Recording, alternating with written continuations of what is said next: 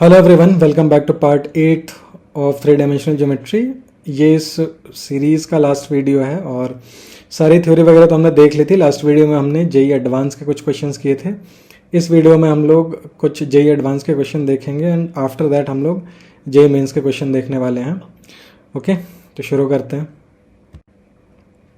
Okay, तो अभी जो चलेगा हमारा ये जेई एडवांस का क्वेश्चन है।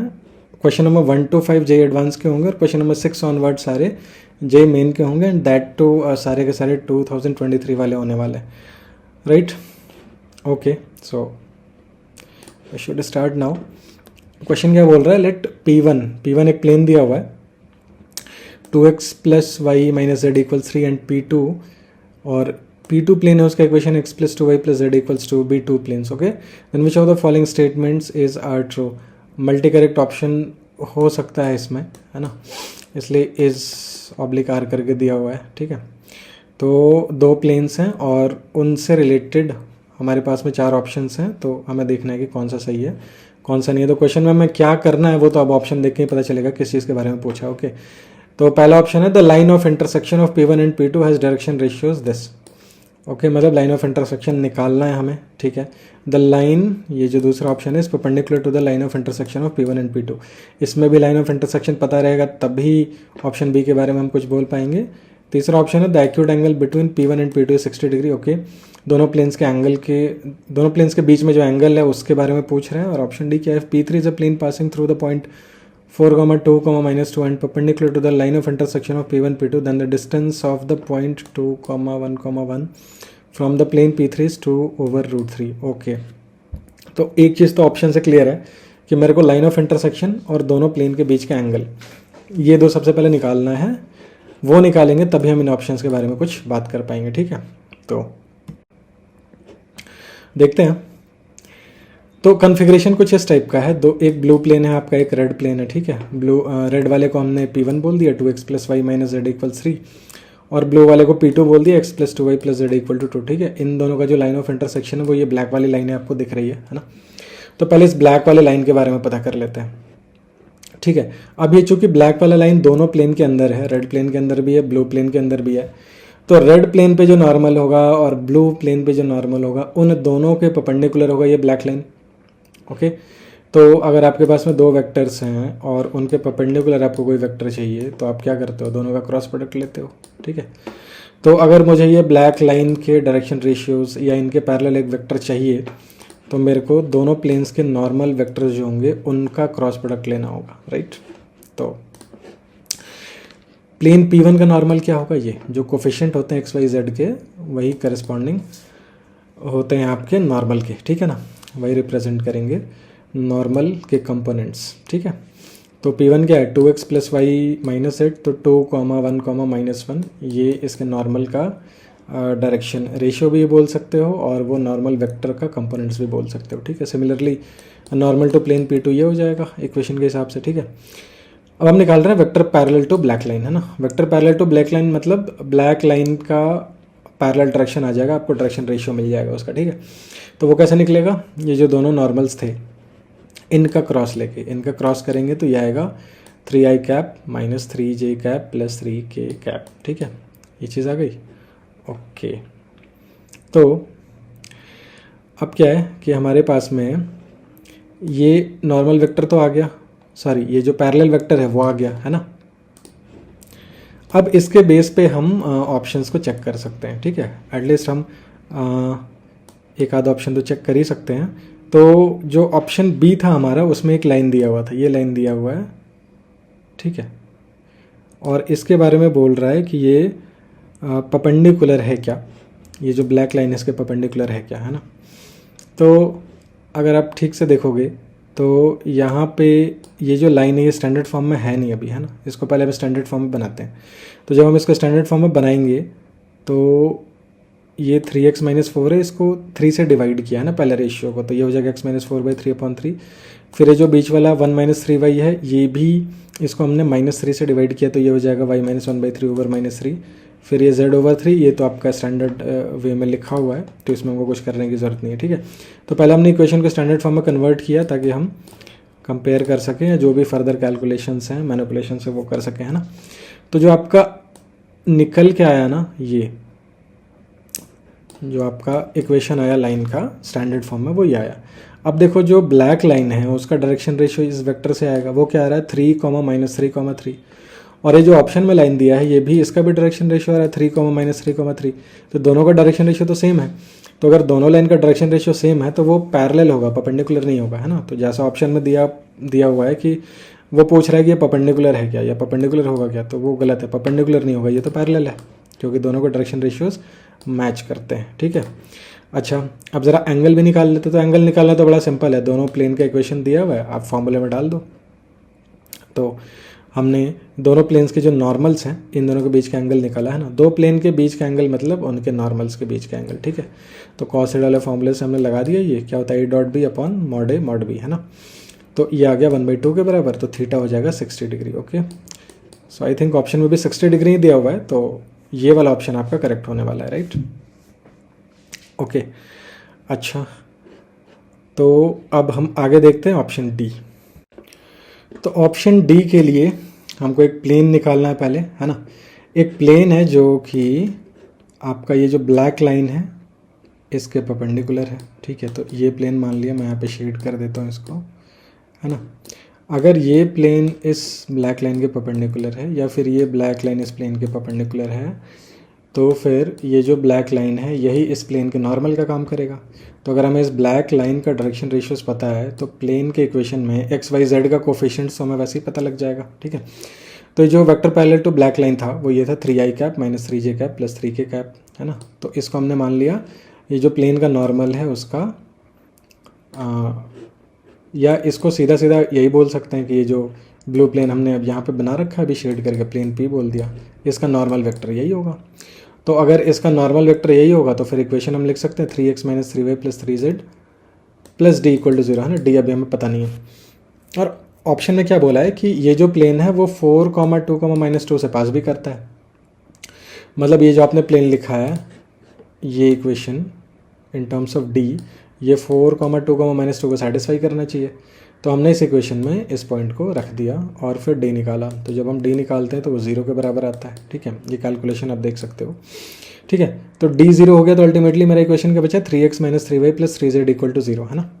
लेकिन 3 कॉमन आ रहा है तो 3 को हटा लिया, तो 3 को 3 से डिवाइड कर देंगे पूरे इक्वेशन को, तो ये बचेगा x - y + z = 0, है ना। अब ज़रा हम इस प्लेन का डिस्टेंस 2, 1, 1 से निकाल के देखते हैं। तो क्या करना है, इस पॉइंट को इस प्लेन के इक्वेशन में रख देना और डिवाइड कर देना है ये इससे, ठीक है। ये सीधा सीधा डिस्टेंस फार्मूला है एक पॉइंट और एक प्लेन के बीच में डिस्टेंस निकालने का, ठीक है। तो ये 2/√3 आ रहा है और शायद ऑप्शन में भी यही गिवन है ना। तो ये ऑप्शन भी करेक्ट है, राइट। ओके, तो हमें मिल गया कि ऑप्शन सी और ऑप्शन डी आपका सही है। ये वाला जो लाइन है, ये जो लाइन दिया हुआ है इसमें बोल रहा है कि ये परपेंडिकुलर होगा, इस ऑप्शन में दिया हुआ है, बट वो पैरेलल है, तो ये वाला गलत हो गया, है ना। अच्छा, अब क्या पूछ रहा है, the line of intersection of P1 and P2 has direction ratios 1, 2 और -1, है ना। लेकिन जो लाइन का हमने डायरेक्शन रेशियो निकाला वो क्या है हमारे पास में, वो आया 3, -3, 3, ऐसा कुछ आ रहा है ना। तो ये जो है और ये जो है 1, 2, -1, ये तो डेफिनेटली मैच नहीं कर रहा है ना।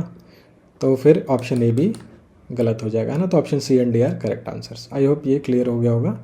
हम लोग अगले क्वेश्चन की तरफ मूव करते हैं। Okay, question number 2 is the equation of the plane passing through the point 1, 1, and perpendicular to the planes 2x - 5 - 2z = 5 and 3x - 6y - 2z = 7 is, ठीक है। तो यहाँ पे हमारे पास में ये जो दोनों प्लेन्स दिए हुए हैं, इसको मान लिया ये ब्लू प्लेन है और एक ये रेड प्लेन है ना। इनके परपेंडिकुलर एक प्लेन है वो येलो प्लेन है और वो येलो प्लेन एक पॉइंट को कंटेन कर रहा है 1, 1, 1 को। तो वो मान लिया कहीं यहाँ पे पॉइंट है 1, 1, 1, ठीक है, राइट। तो मुझे इसी येलो प्लेन का इक्वेशन बताना है, ठीक है। तो एक चीज़ तो समझ में आ रही है कि अगर ये येलो प्लेन, ये ब्लू और रेड प्लेन जो गिवन है, इनके परपेंडिकुलर है, तो जो लाइन ऑफ इंटरसेक्शन है ब्लू और रेड प्लेन का, ये जो ब्लैक वाला लाइन है, इसके नॉर्मल होगा ये, या यूँ बोल लो कि ये जो ब्लैक वाला लाइन है वो येलो प्लेन के परपेंडिकुलर है, उसके नॉर्मल है, ठीक है। तो जो ब्लैक लाइन का डायरेक्शन रेशियो या इसके पैरेलल जो भी वेक्टर आएगा वो उसके कंपोनेंट्स इस येलो प्लेन के एक्स वाई जेड के कंपोनेंट्स होंगे। ये तो भाई प्रॉपर्टी है, ठीक है। तो पहले हम ये ब्लैक लाइन का ही डायरेक्शन रेशियो निकालते हैं ना, मतलब इसके पैरेलल एक वेक्टर निकालते हैं। तो हमारे पास में ये जो ब्लू प्लेन और रेड प्लेन है इनका इक्वेशन दिया हुआ है, तो इनके जो नॉर्मल वेक्टर्स होंगे वो क्या होंगे, तो इनके एक्स वाई जेड के कोफिशिएंट से पता लगेगा। तो पहला वाला देखो, ये है 2x + y - 2z, मतलब 2 1 - 2 है ना, कोफिशिएंट्स है 2 1 - 2। तो हमारा जो इसके नॉर्मल वेक्टर हो गया वो हो गया 2i cap + j cap - 2k cap, है ना। उसी तरह से ये जो दूसरा प्लेन दिया हुआ है, मान लिया ये रेड प्लेन का इक्वेशन है, ये है 3 - 6 - 2, ठीक है। तो इसका जो नॉर्मल वेक्टर हम लिख सकते हैं वो लिख सकते हैं 3i cap - 6j cap - 2k cap, है ना। इनका क्रॉस प्रोडक्ट ये जो ब्लैक वाला लाइन है अपना, जो लाइन ऑफ इंटरसेक्शन है, इसके पैरेलल एक वेक्टर दे देगा, ठीक है, या फिर इसी ब्लैक लाइन का डायरेक्शन रेशियोज दे देगा, उसका कंपोनेंट्स जो होगा, ठीक है। तो हमने इसका क्रॉस किया, तो क्रॉस प्रोडक्ट करने के बाद जो हमारा आंसर आ रहा है वो आ रहा है -14i cap - 2j cap - 15k cap, ठीक है। मतलब ये जो ब्लैक वाला लाइन आपको दिख रहा है, इसके जो डायरेक्शन रेशियोज हो जाएंगे वो -14 -2 और -15 हो जाएंगे, ठीक है। या फिर अगर मैं इसको -1 से मल्टीप्लाई कर लूँ तो मैं 14 2 और 5 ऐसे भी बोल सकता हूँ, है ना। डायरेक्शन रेशियो में क्या है, आप किसी भी नंबर से मल्टीप्लाई डिवाइड कर सकते हो, वो तो सेम ही चीज़ को रिप्रेजेंट कर रहा होगा, है ना। तो पॉजिटिव बना लिया, है ना, 14 2 15 कर लिया, ओके। सो +14 +2 +15 ये हो गया ये जो येलो प्लेन है आपका उसके नॉर्मल का डायरेक्शन रेशियोज, है ना। तो यही कोफिशिएंट भी बनेगा इस प्लेन में एक्स वाई जेड के, ठीक है ना, जो इक्वेशन लिखेंगे हम। तो इस येलो प्लेन का इक्वेशन हम लिख सकते हैं 14x + 2y + 15z + d = 0। D मेरे को मालूम नहीं है। अब डी निकालने के लिए क्या करना है, एक इन्फॉर्मेशन दिया हुआ है क्वेश्चन में कि 1,1,1 जो है वो इस येलो प्लेन में लाई करता है। मतलब ये जो हमने इक्वेशन लिखा है डी के टर्म्स में, ये 1,1,1 को सेटिस्फाई करेगा। तो फिर हमने इसमें 1,1,1 रख दिया, और जब रखा तो डी की वैल्यू आ गई -31, ठीक है। तो जब d की जगह -31 रख देंगे और d को राइट साइड में ले आएंगे तो फिर जो इक्वेशन बनेगा वो ये बनेगा 14x + 2y + 15z = 31, है ना। तो ये पहला वाला ऑप्शन आपका करेक्ट है इस केस में, राइट। तो बड़ा ही सिंपल था, बस दोनों के नॉर्मल का क्रॉस प्रोडक्ट लेना था। तो येलो प्लेन का नॉर्मल वेक्टर आ जाएगा और उससे इक्वेशन आ जाएगा, बस d एक वेरिएबल बचा रहेगा। और वो d कैसे निकाल सकते हैं हम, क्वेश्चन में 1,1,1 दिया हुआ है, ये पॉइंट इससे प्लेन जो है आपका येलो प्लेन पास कर रहा है, तो वो पॉइंट रख देंगे, सेटिस्फाई करवा देंगे, डी की वैल्यू आ जाएगी, आंसर आ जाएगा, okay. So this was I think really easy question, okay. चलिए आगे बढ़ते हैं। Question number 3, let P be the image of the point 3,1,7 with respect to the plane x - y + z = 3. Then the equation of the plane passing through P and containing the straight line x/1 = y/2 = z/1 is, ठीक है। अच्छा, तो ये यहाँ पे आपको configuration दिखाया गया है इमेज बना के, यहाँ पे आपको समझ में आ रहा होगा। 3,1,7 एक पॉइंट है, इसका इमेज है यहाँ पे पॉइंट P, आपको यहाँ पे नीचे में दिख रहा होगा। और ये इमेज किस प्लेन में है, इस प्लेन में, जो ब्लू प्लेन है इसमें, ठीक है। अब एक ऑरेंज प्लेन है जो कि इस पॉइंट P से पास कर रही है ना। और इसी ऑरेंज प्लेन में एक लाइन भी है, वो है x/1 = y/2 = z/1, ठीक है। हमको इस ऑरेंज प्लेन का इक्वेशन बताना है ना। प्रॉपर्टी क्या क्या है कि पॉइंट P इसमें लाई कर रहा है जो कि 3,1,7 का इमेज है, और उसके बाद में आपके पास में एक लाइन है जिससे ये लाइन ये प्लेन पास कर रहा है, या ये प्लेन इस लाइन को कंटेन कर रहा है, ठीक है। तो ये बड़ा जैसा दिख रहा है ना क्वेश्चन, एक्चुअली में ये उतना कॉम्प्लिकेटेड है नहीं, बड़ा ही सिंपल है ना। इसमें देखो कॉन्सेप्ट ये है कि अगर आपको एक प्लेन पे 3 पॉइंट पता हो, 3 नॉन कोलिनियर पॉइंट, तो आप उसका इक्वेशन लिख सकते हो आराम से, उसका डायरेक्ट फॉर्मूला है, ठीक है। अच्छा, अभी जो इमेज पॉइंट P है वो इस लाइन पे अगर लाई कर जाएगा तो फिर दिक्कत है, लेकिन अगर ये इमेज पॉइंट P इस लाइन पे नहीं लाई करेगा तो हमारे पास में 3 नॉन कोलिनियर पॉइंट बहुत आराम से आ जाएंगे। कैसे आ जाएंगे, देखो ये लाइन है तो इस लाइन पे तो हम बहुत सारे पॉइंट निकाल सकते हैं, बट द थिंग इज़ कि अगर इस लाइन पे हमने 3 पॉइंट ले लिया तो तीनों कोलिनियर होंगे क्योंकि तीनों उसी लाइन पे लाई कर रहा है। बट हम 2 पॉइंट ले सकते हैं, मान लिया 1 पॉइंट यहाँ ले लिया और 1 पॉइंट यहाँ ले लिया, है ना। अगर ये पॉइंट P इन ये जो आएगा, जो हम 317 का इमेज निकालेंगे, है ना, अगर ये इस लाइन पे लाई नहीं करेगा तो फिर ये दोनों पॉइंट जो हमने इस लाइन पे लिए और ये पॉइंट P, ये नन कोलिनियर हो जाएंगे, है ना। और अगर नन कोलिनियर होगा तो इन्हीं तीनों पॉइंट से हम इस ऑरेंज प्लेन का इक्वेशन लिख सकेंगे आराम से, है ना। तो सबसे पहले तो हम इमेज निकाल के देखते हैं, मतलब ये जो मेरा पॉइंट है 317, इसका इमेज ये P है, पहले इसको निकालते हैं फिर देखते हैं क्या होता है। ओके, तो वही प्रॉपर्टी देखो, हम डायरेक्ट फार्मूला भी लगा सकते हैं बट फार्मूला नहीं लगाते हैं, है ना। हम अपने बेसिक कॉन्सेप्ट से चलने की कोशिश करते हैं कि पॉइंट P कैसे निकाल सकते हैं, है ना। तो पॉइंट P इमेज है तो एक तो प्रॉपर्टी होगी कि A और P, इसको अगर मैं A बोल दूँ, इसको P बोल दूँ, तो इनका ठीक जो मिड पॉइंट आएगा वो इस ब्लू प्लेन पे आएगा, है ना। ओके, और क्या है, ये जो AP लाइन है वो इस प्लेन के परपेंडिकुलर है, मतलब उसके नॉर्मल के डायरेक्शन में है, ठीक है। तो सबसे पहले हमने लिखा equation of line AP। Equation of line AP हम कैसे लिख सकते हैं? इक्वेशन ऑफ लाइन AP हम लिख सकते हैं, देखो लाइन AP का अगर मुझे इस पर एक पॉइंट पता हो, जो कि पता है 3,1,7, और इसका डायरेक्शन रेशियोज पता हो, तो वो भी पता है। कैसे पता है? ये ब्लू प्लेन का इक्वेशन है मेरे पास में x - y + z = 3, तो इसका नॉर्मल वेक्टर मेरे को पता है, वो होगा i cap - j cap + k cap, यहीं से आया x y z के कोफिशिएंट से, है ना। तो वही तो इसका डायरेक्शन रेशियो हो जाएगा इस लाइन का, लाइन AP का, क्योंकि ये भी नॉर्मल है। तो डायरेक्शन रेशियो हो जाएगा 1, -1, 1 और पॉइंट है। तो जब आपके पास पॉइंट है और डायरेक्शन रेशियोज है तो आप लाइन का इक्वेशन लिख सकते हो बहुत आराम से, ठीक है। तो ऊपर पॉइंट रख दिया x, ये 317 और नीचे डायरेक्शन रेशियो हो गया 1 - 1 1, है ना। इसको मान लिया हमने लैम्डा के बराबर, राइट। तो लैम्डा के बराबर माना है तो इस पर हम कोई पॉइंट भी लिख सकते हैं इन टर्म्स ऑफ लैम्डा, है ना। तो हमने क्या किया, P का कोऑर्डिनेट्स को हमने लिख लिया लैम्डा +3 - लैम्डा +1 और लैम्डा +7 के बराबर, ठीक है। अच्छा, तो ये तो हो गया P का कोऑर्डिनेट। अब हम Q का कोऑर्डिनेट कैसे लिख सकते हैं? Q चूँकि A और P का मिड पॉइंट है तो हम A और P के कोऑर्डिनेट्स को जोड़ के 2 से डिवाइड करेंगे तो Q का कोऑर्डिनेट्स आ जाएगा, ठीक है। तो हमने क्या किया, ये जो 317 है और ये जो लैम्डा +3 - लैम्डा +1 और लैम्डा +7 है, इनको करस्पॉन्डिंगली जोड़ा और 2 से डिवाइड किया ताकि Q के कोऑर्डिनेट्स आ जाएं, because Q is the mid point of A and P, ठीक है। तो लैम्डा +3 में 3 जोड़ोगे तो लैम्डा +6 आएगा, दैट इज़ डिवाइडेड बाई 2, है ना। फिर माइनस लैम्डा +1 में 1 जोड़ोगे तो माइनस लैम्डा +2 आएगा, उसको 2 से डिवाइड किया। फिर लैम्डा +7 में 7 जोड़ोगे तो लैम्डा +14/2 हो जाएगा ये चीज़, है ना। अब ये जो पॉइंट Q है वो इस ब्लू प्लेन में है तो इस ब्लू प्लेन के इक्वेशन को भी सेटिस्फाई करेगा। तो फिर हमने ये जो कोऑर्डिनेट्स निकाले हैं मिड पॉइंट फार्मूला से, उसको इस ब्लू प्लेन के इक्वेशन में रखा। फिर यहाँ से जब हम लैम्डा निकालने की कोशिश करेंगे तो वो -4 आएगा, ठीक है। तो ये -4 आएगा। तो अब हम वापस से आते हैं अपने पॉइंट P के कोऑर्डिनेट्स को निकालने के लिए, ठीक है। ये है P का कोऑर्डिनेट्स, यहाँ ऊपर आपको दिख रहा है। इसमें अगर मैं लैम्डा की वैल्यू -4 डाल दूँ तो P का कोऑर्डिनेट हो जाएगा -1,5,3, ठीक है। तो P का कोऑर्डिनेट्स आ गया। अब सबसे अच्छी बात यह है कि ये जो P का कोऑर्डिनेट्स आया है, ये जो है इस लाइन पे लाई नहीं कर रहा, है ना। x/1 = y/2 = z/1 इस लाइन पे लाई नहीं कर रहा। आप यहाँ पे -1, 5 और 3 को रख के देख सकते हो, ठीक है।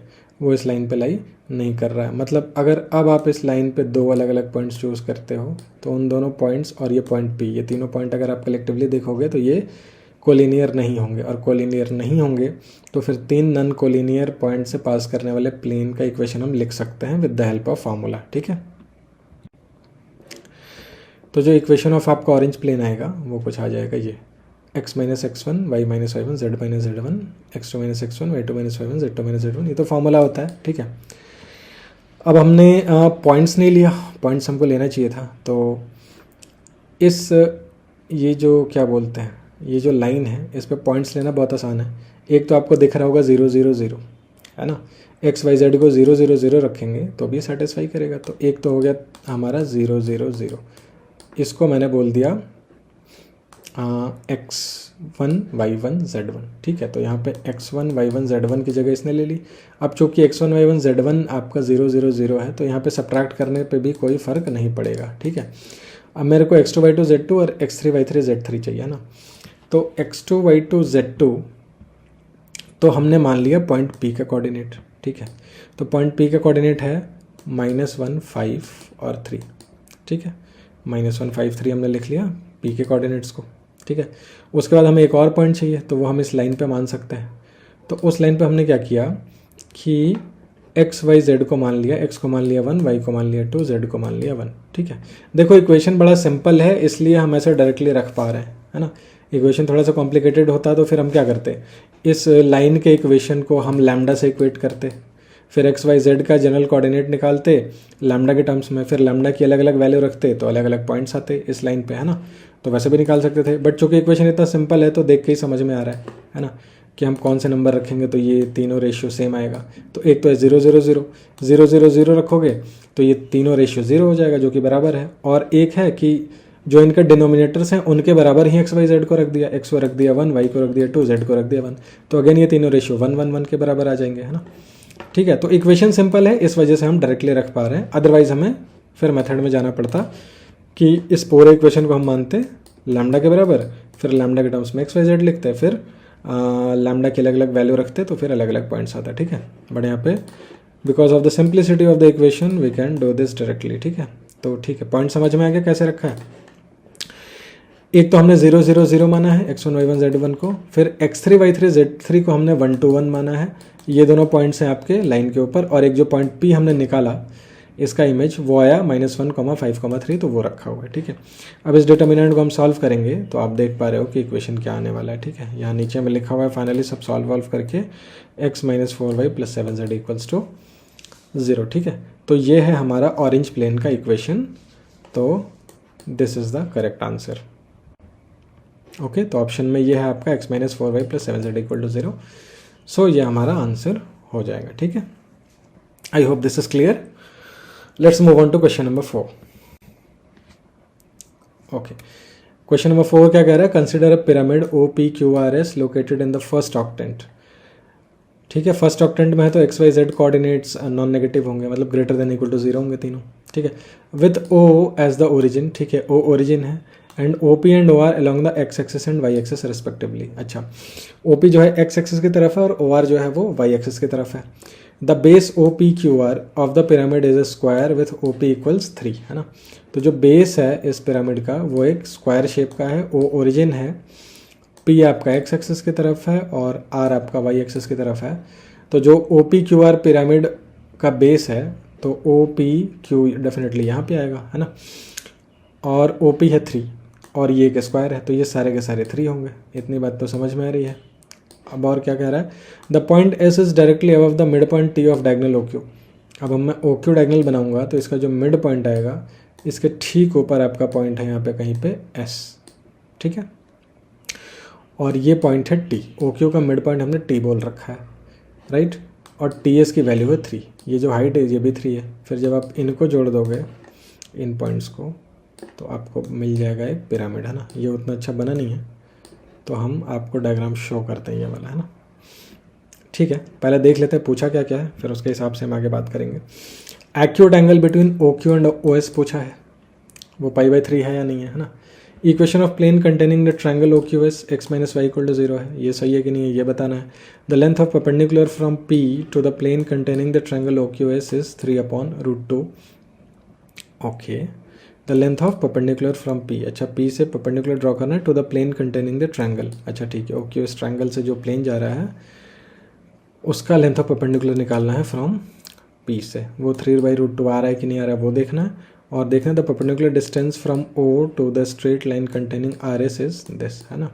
अच्छा, तो लास्ट ऑप्शन है कि ओरिजिन से लाइन RS का डिस्टेंस क्या है। ऑप्शन C है कि पॉइंट P से जो OQS प्लेन की बात की जा रही है उसका डिस्टेंस क्या है, और इक्वेशन क्या है OQS का, और एक्यूट एंगल OQ और OS के बीच में π/3 है या नहीं है वो देखना है। ठीक है, अच्छा तो सबसे पहले तो हम देखते हैं कि ये जो डायग्राम है वो एक्चुअली कैसा है, क्योंकि हमें यहाँ पे डायग्राम को अच्छे से बनाना इसलिए ज़रूरी है क्योंकि इसमें कोऑर्डिनेट्स कहीं नहीं दिया हुआ है।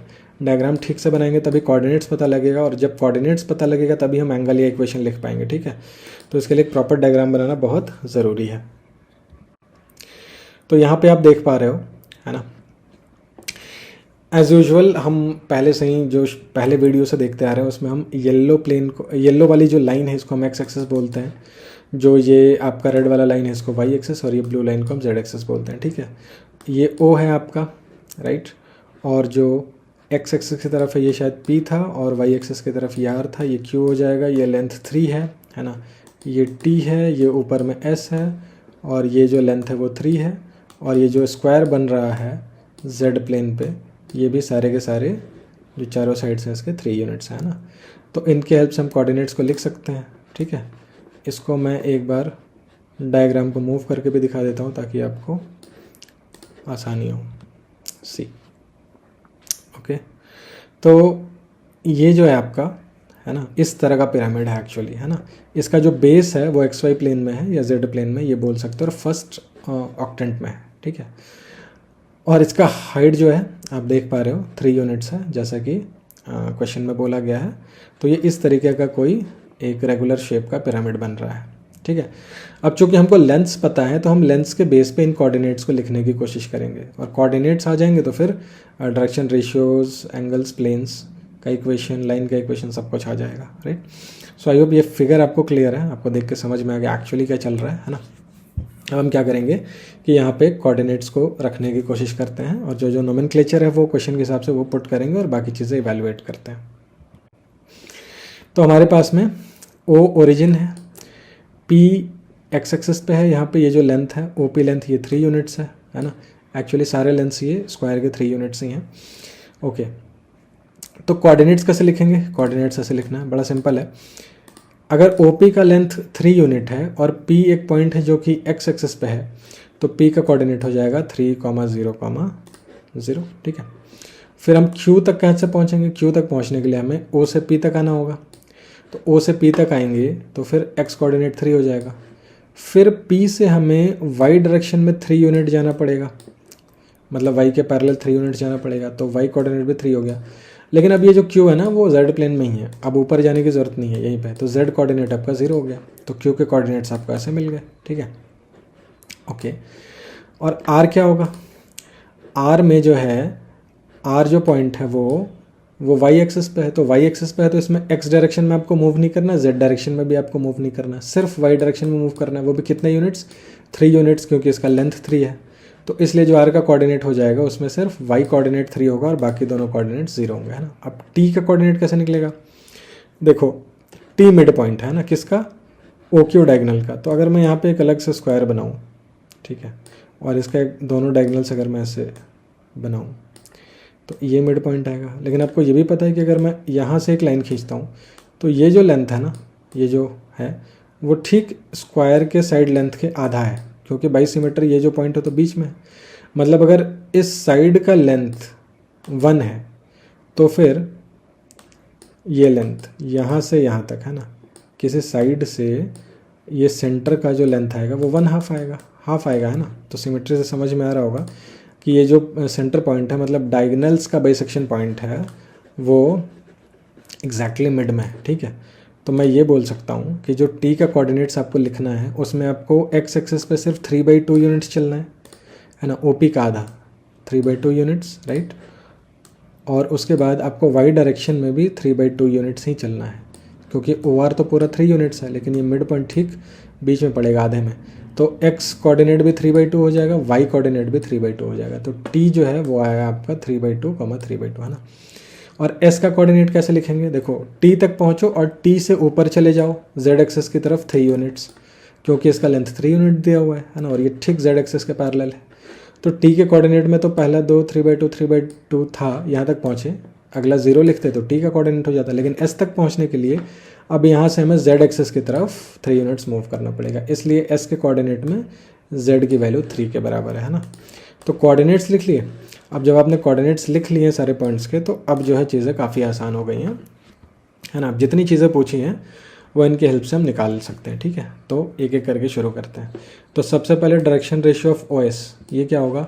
O तो ओरिजिन है, तो S के कोऑर्डिनेट से 0, 0, 0 माइनस किया तो S का कोऑर्डिनेट ही बचेगा, तो OS का डायरेक्शन रेशियो तो वही हो गया जो S का कोऑर्डिनेट है, 3/2, 3/2, 3। ठीक है, OQ का डायरेक्शन रेशियो क्या होगा? तो OQ में भी O तो ओरिजिन है, क्यू के कोऑर्डिनेट में से 0 0 0 माइनस करेंगे तो क्यू का कोऑर्डिनेट ही बचेगा, है ना। तो क्यू का कोऑर्डिनेट क्या है, वो है 3 3 0। तो ये होगा direction ratio of O Q. हमने ये क्यों निकाला, ओ एस का डायरेक्शन रेशियो और ओ क्यू का डायरेक्शन रेशियो, क्योंकि हमको इन दोनों के बीच का एंगल चाहिए। ओ एस और ओ क्यू के बीच का एंगल कौन सा है, ये वाला एंगल है, ठीक है। ये एंगल आप बोल सकते हो थीटा है, यहाँ पे आप देख पा रहे हो ये ब्लू लाइन और ये मरून लाइन के बीच में, ठीक है। तो हमने एक्यूट एंगल निकालने के लिए फॉर्मूला लगाया कॉस थीटा वाला। अगर आपको दो लाइंस के डायरेक्शन रेशियोज पता हैं तो उनका एंगल आप इस फॉर्मूला से निकाल सकते हो। फॉर्मूले में हमने कंपोनेंट्स को ऊपर में रेस्पेक्टिव कंपोनेंट्स को मल्टीप्लाई करके ऐड किया है। जैसे 3/2 को 3 से मल्टीप्लाई किया तो 9/2 हो जाएगा, प्लस आगे वैसे ही चलते गए हम, है ना। और नीचे इनके कंपोनेंट्स को स्क्वायर करके जोड़ा हुआ है इंडिविजुअली, ठीक है। तो ये जो आया 1/√3 के बराबर आया। अब कॉस थीटा आया है 1/√3, है ना। तो थीटा π/3 तो नहीं हो सकता, क्योंकि कॉस π/3 की वैल्यू 1/2 होती है, लेकिन यहाँ पे कॉस थीटा 1/√3 आ रहा है, तो डेफिनेटली थीटा π/3 नहीं होगा, ठीक है। तो ये वाला ऑप्शन आपका गलत हो गया, ठीक है। बाकी चीज़ें फाइंड करने की कोशिश करते हैं आप, है ना। अब हम सोच रहे हैं कि जो OQS हमारा प्लेन है ना, यहाँ पे आप देखो OQS, है ना, ये वाला प्लेन, एक्चुअली इस प्लेन की हम बात कर रहे हैं। ये जो बीचों बीच जो है इस पिरामिड के, वो प्लेन, है ना। तो ये प्लेन का मेरे को इक्वेशन लिखना है। अब मेरे को पता है OQS तीनों कोलिनियर तो है नहीं, अगर तीनों कोऑर्डिनेट्स आपके पास हैं तो आप इसका इक्वेशन भी लिख सकते हो आराम से, ये डिटर्मिनेंट वाले फॉर्मूला से, है ना। तो यहाँ पे हमने क्या किया, x1 y1 z1 किसको माना, O को माना, ठीक है। ठीक है, तो ऊपर हो जाएगा x - 0 y - 0 z - 0। फिर x2 y2 z2 किसको बोला है हमने, x2 y2 z2 बोल दिया Q को, है ना। ये जो रेड में तीनों पॉइंट मैंने बना रखे हैं यहाँ पे रेड कलर में, यही तीनों हम कंसिडर कर रहे हैं ना। तो अब 0 0 0 माइनस करोगे Q में से तो Q ही बचेगा। यहाँ पे 3 3 0 आ गया, ठीक है। फिर यहाँ पे 3/2 3/2 3 आ जाएगा तीसरे रो में, है ना, क्योंकि 0 0 0 माइनस करोगे तो कोई फ़र्क पड़ेगा नहीं, है ना। इसलिए हमने x1 y1 z1 को 0 0 0 लिया ताकि कैलकुलेशंस और ईजी हो जाए, राइट। ओके, तो इस डिटर्मिनेंट को जब हम सॉल्व करते हैं तो हमें मिलता है ये, और अल्टीमेटली ये। तो ऑप्शन भी यही है x - y = 0, तो ये वाला ऑप्शन आपका सही हो गया, ठीक है। अच्छा, आगे बढ़ते हैं। अब मेरे को पूछा है कि P से जो है इस प्लेन का डिस्टेंस क्या है, तो पॉइंट P ये है, और जो ये OQS प्लेन है इसका इक्वेशन अभी हमने निकाला, वो क्या निकाला, x - y = 0 के बराबर, ठीक है। x - y = 0 के बराबर निकाल रखा है। तो ये जो डिस्टेंस आएगा इसमें आप ये 3, 0, 0 पॉइंट पुट करो, है ना, डिस्टेंस फार्मूला लगाओ। तो पॉइंट का डिस्टेंस प्लेन से इस केस में आ जाएगा ये, है ना। 3, 0, 0 को इक्वेशन में रखा तो x की जगह 3 रखा और y की जगह 0 रखा, जेड तो है नहीं तो छोड़ दिया, divided by √ x y z के कोफिशिएंट्स का स्क्वायर का सम, ठीक है। तो x का तो 1 है और y का भी -1 है, z का है नहीं, तो ये आ गया 3/√2, और ऑप्शन में भी शायद 3/√2 ही है, तो ये सही होना चाहिए, है ना। एक चीज़ और रह गया है, हमें RS लाइन से भी एक डिस्टेंस निकालना, तो पहले RS लाइन का इक्वेशन तो निकाल लें, है ना। अब RS कहाँ है, ये है R और ये है S, ठीक है। तो हम डायरेक्टली निकाल रहे हैं। पहले तो RS का डायरेक्शन रेशियोज क्या हो जाएगा, हम कोऑर्डिनेट्स माइनस करेंगे, तो 0 में से 3/2 माइनस किया तो -3/2 हो गया, तो वो यहाँ नीचे लिखा हुआ है। फिर 3 में से 3/2 माइनस किया तो वो 3/2 आएगा, तो वो यहाँ लिखा है। फिर 0 में से 3 माइनस किया तो -3 आएगा, वो यहाँ लिखा है, ठीक है। तो हम अलग इवैल्यूएशन नहीं कर रहे हैं, डायरेक्टली इक्वेशन में ही करके दिखा दे रहे हैं ना। तो ये डायरेक्शन रेशियोज कैसे आ गया लाइन RS के, ये समझ में आ गया नीचे में, R और S के कोऑर्डिनेट्स को सब्ट्रैक्ट करके, है ना। और ये लाइन किस पॉइंट से पास कर रहा है, R से भी पास कर रहा है और S से भी पास कर रहा है। तो हमने R के कोऑर्डिनेट को ले लिया, मान लिया कि 0, 3, 0 से ये लाइन पास कर रही है, तो x - 0 y - 3 z - 0, ठीक है। x - 0 को x लिखा है, z - 0 को सिर्फ z लिखा हुआ है, तो ये हो गया लाइन RS का इक्वेशन, है ना।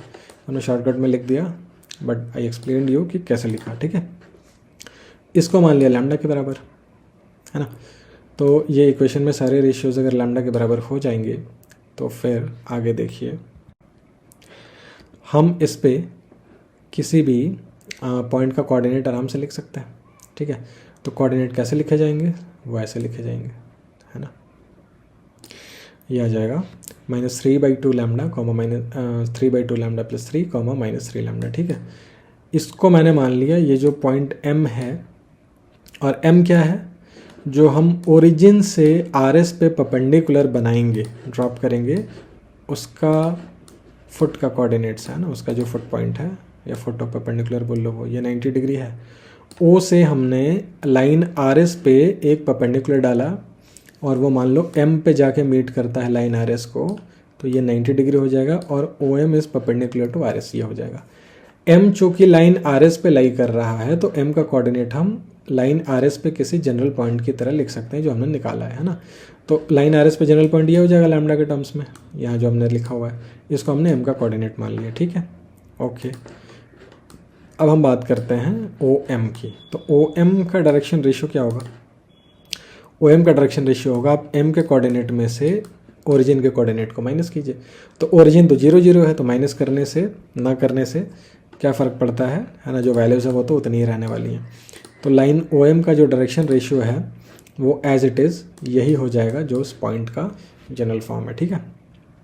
अब OM और RS तो परपेंडिकुलर है, तो परपेंडिकुलर है तो इनके डायरेक्शन रेशियोज़ को, करस्पॉन्डिंग डायरेक्शन रेशियो के कंपोनेंट्स को मल्टीप्लाई करके ऐड करेंगे तो 0 आना चाहिए। तो वही हमने किया है, यहाँ पे OM के डायरेक्शन रेशियोज़ रखे हैं और यहाँ पे लाइन RS के डायरेक्शन रेशियोज़ रखे हैं, इसको मल्टीप्लाई करके ऐड करके 0 से इक्वेट किया है।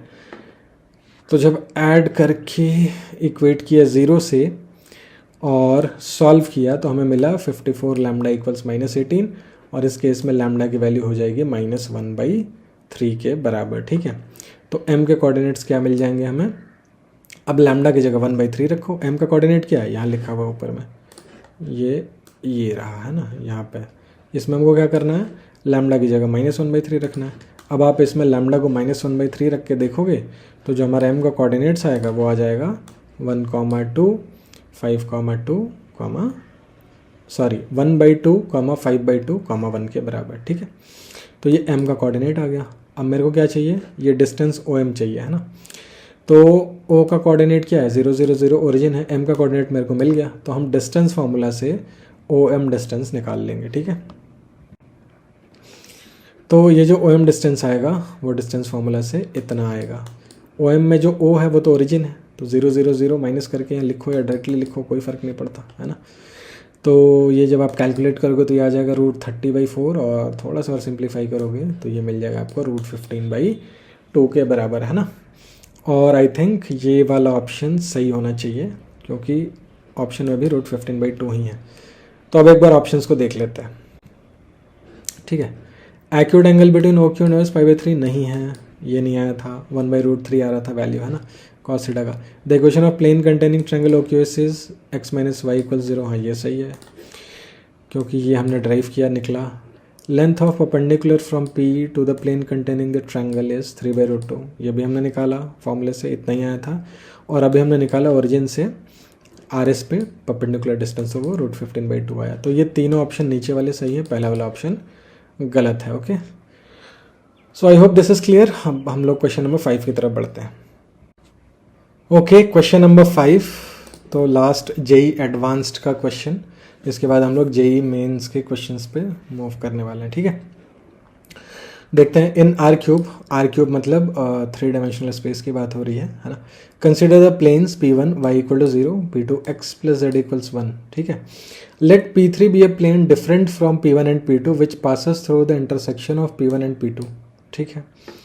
If the distance of the point 0, 1, 0 from P3 is 1, okay, and the distance of a point alpha beta gamma from P3 is 2, then which of the following relations is are true, है ना।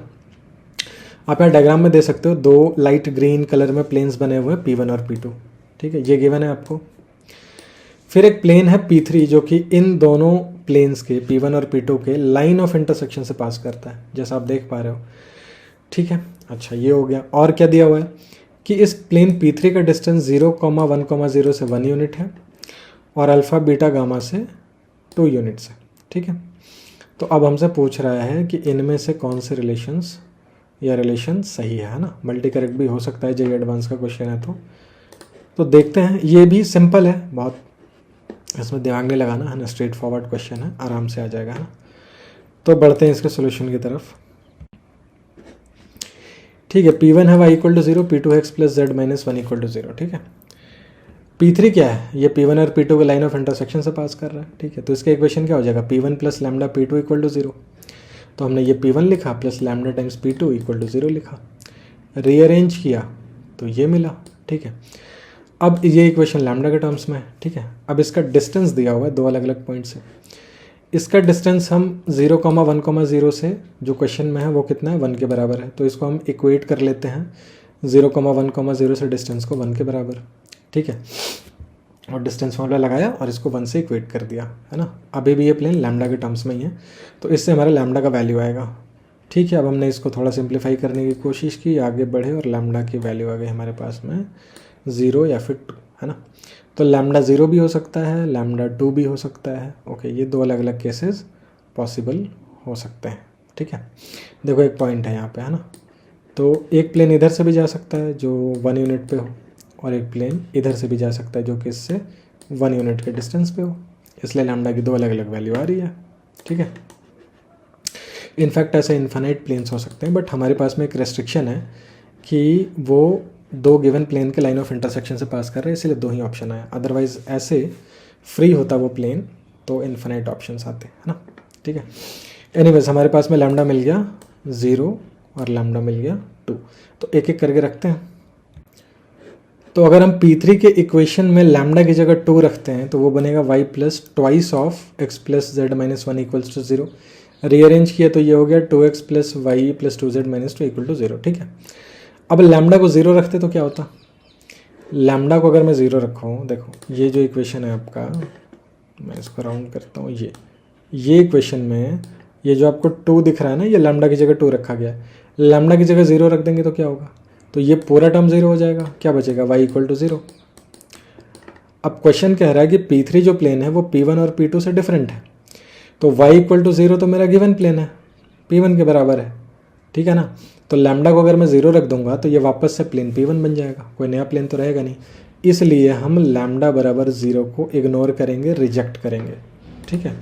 Because plane P3 has to be different from P1 and P2, and if you put lambda equal to 0 the new plane P3 becomes same as P1, जो कि question मना कर रहा है, ऐसा नहीं है। P3 अलग है, P1 P2 के बराबर नहीं हो सकता, इसलिए हमने सिर्फ 2 लिया है, 0 वाला केस हम नहीं देखेंगे, ठीक है।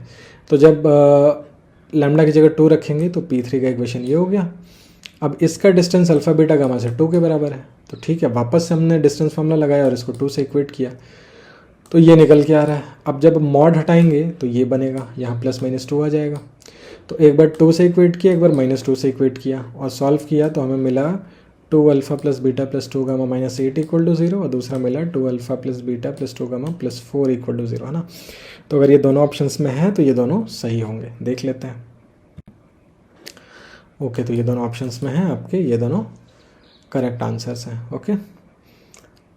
सो आसान ही था, बहुत मुश्किल तो नहीं था, स्ट्रेट फॉरवर्ड था, है ना।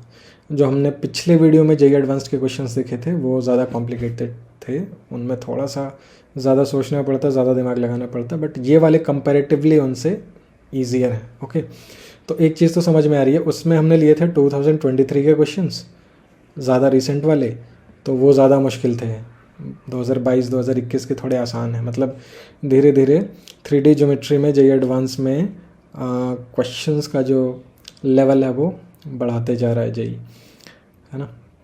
खैर यहाँ पे हम जेईई एडवांस वाले PYQs को अब स्टॉप करते हैं। अब अगला जो आएगा वो आएगा आपका जेईई मेंस के क्वेश्चंस, है ना। और जेईई मेन वाले जो क्वेश्चन हैं वो सारे के सारे 2023 वाले हैं, ओके। सो शुरू करते हैं। Question number 6, let the foot of perpendicular of the point 3, -2, -9 on the plane passing through the points -1, -2, -3, 9, 3, 4 और 9, -2, 1 B Q, एंड Q का कोऑर्डिनेट है alpha beta gamma. Then the distance Q from the origin is, ठीक है।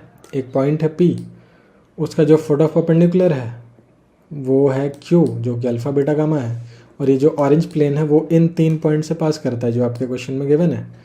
आपको Q का distance origin से निकालना है।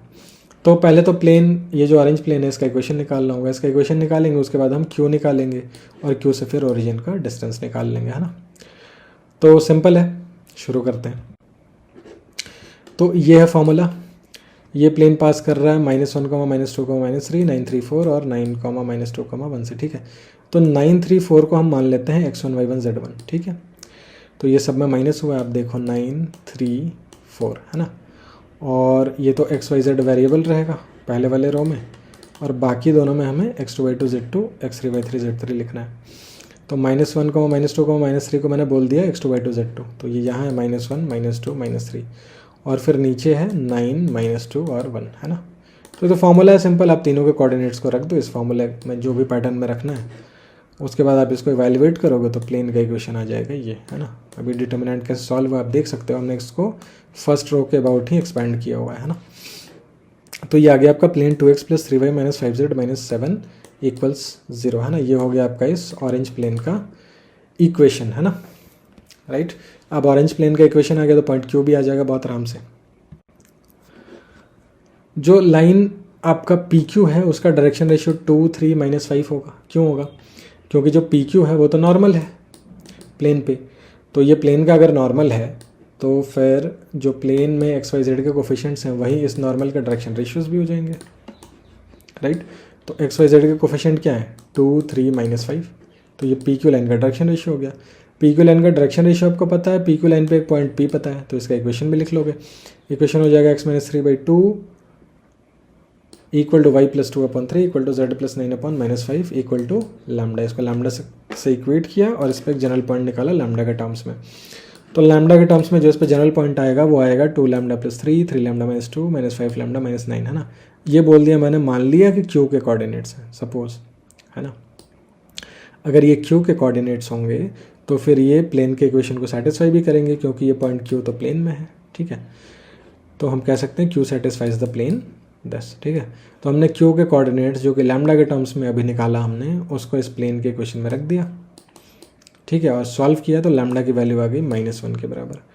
लैम्डा -1 आएगा तो फिर हमें क्यू का कोऑर्डिनेट मिल जाएगा एग्जैक्ट लैम्डा को -1 रख के।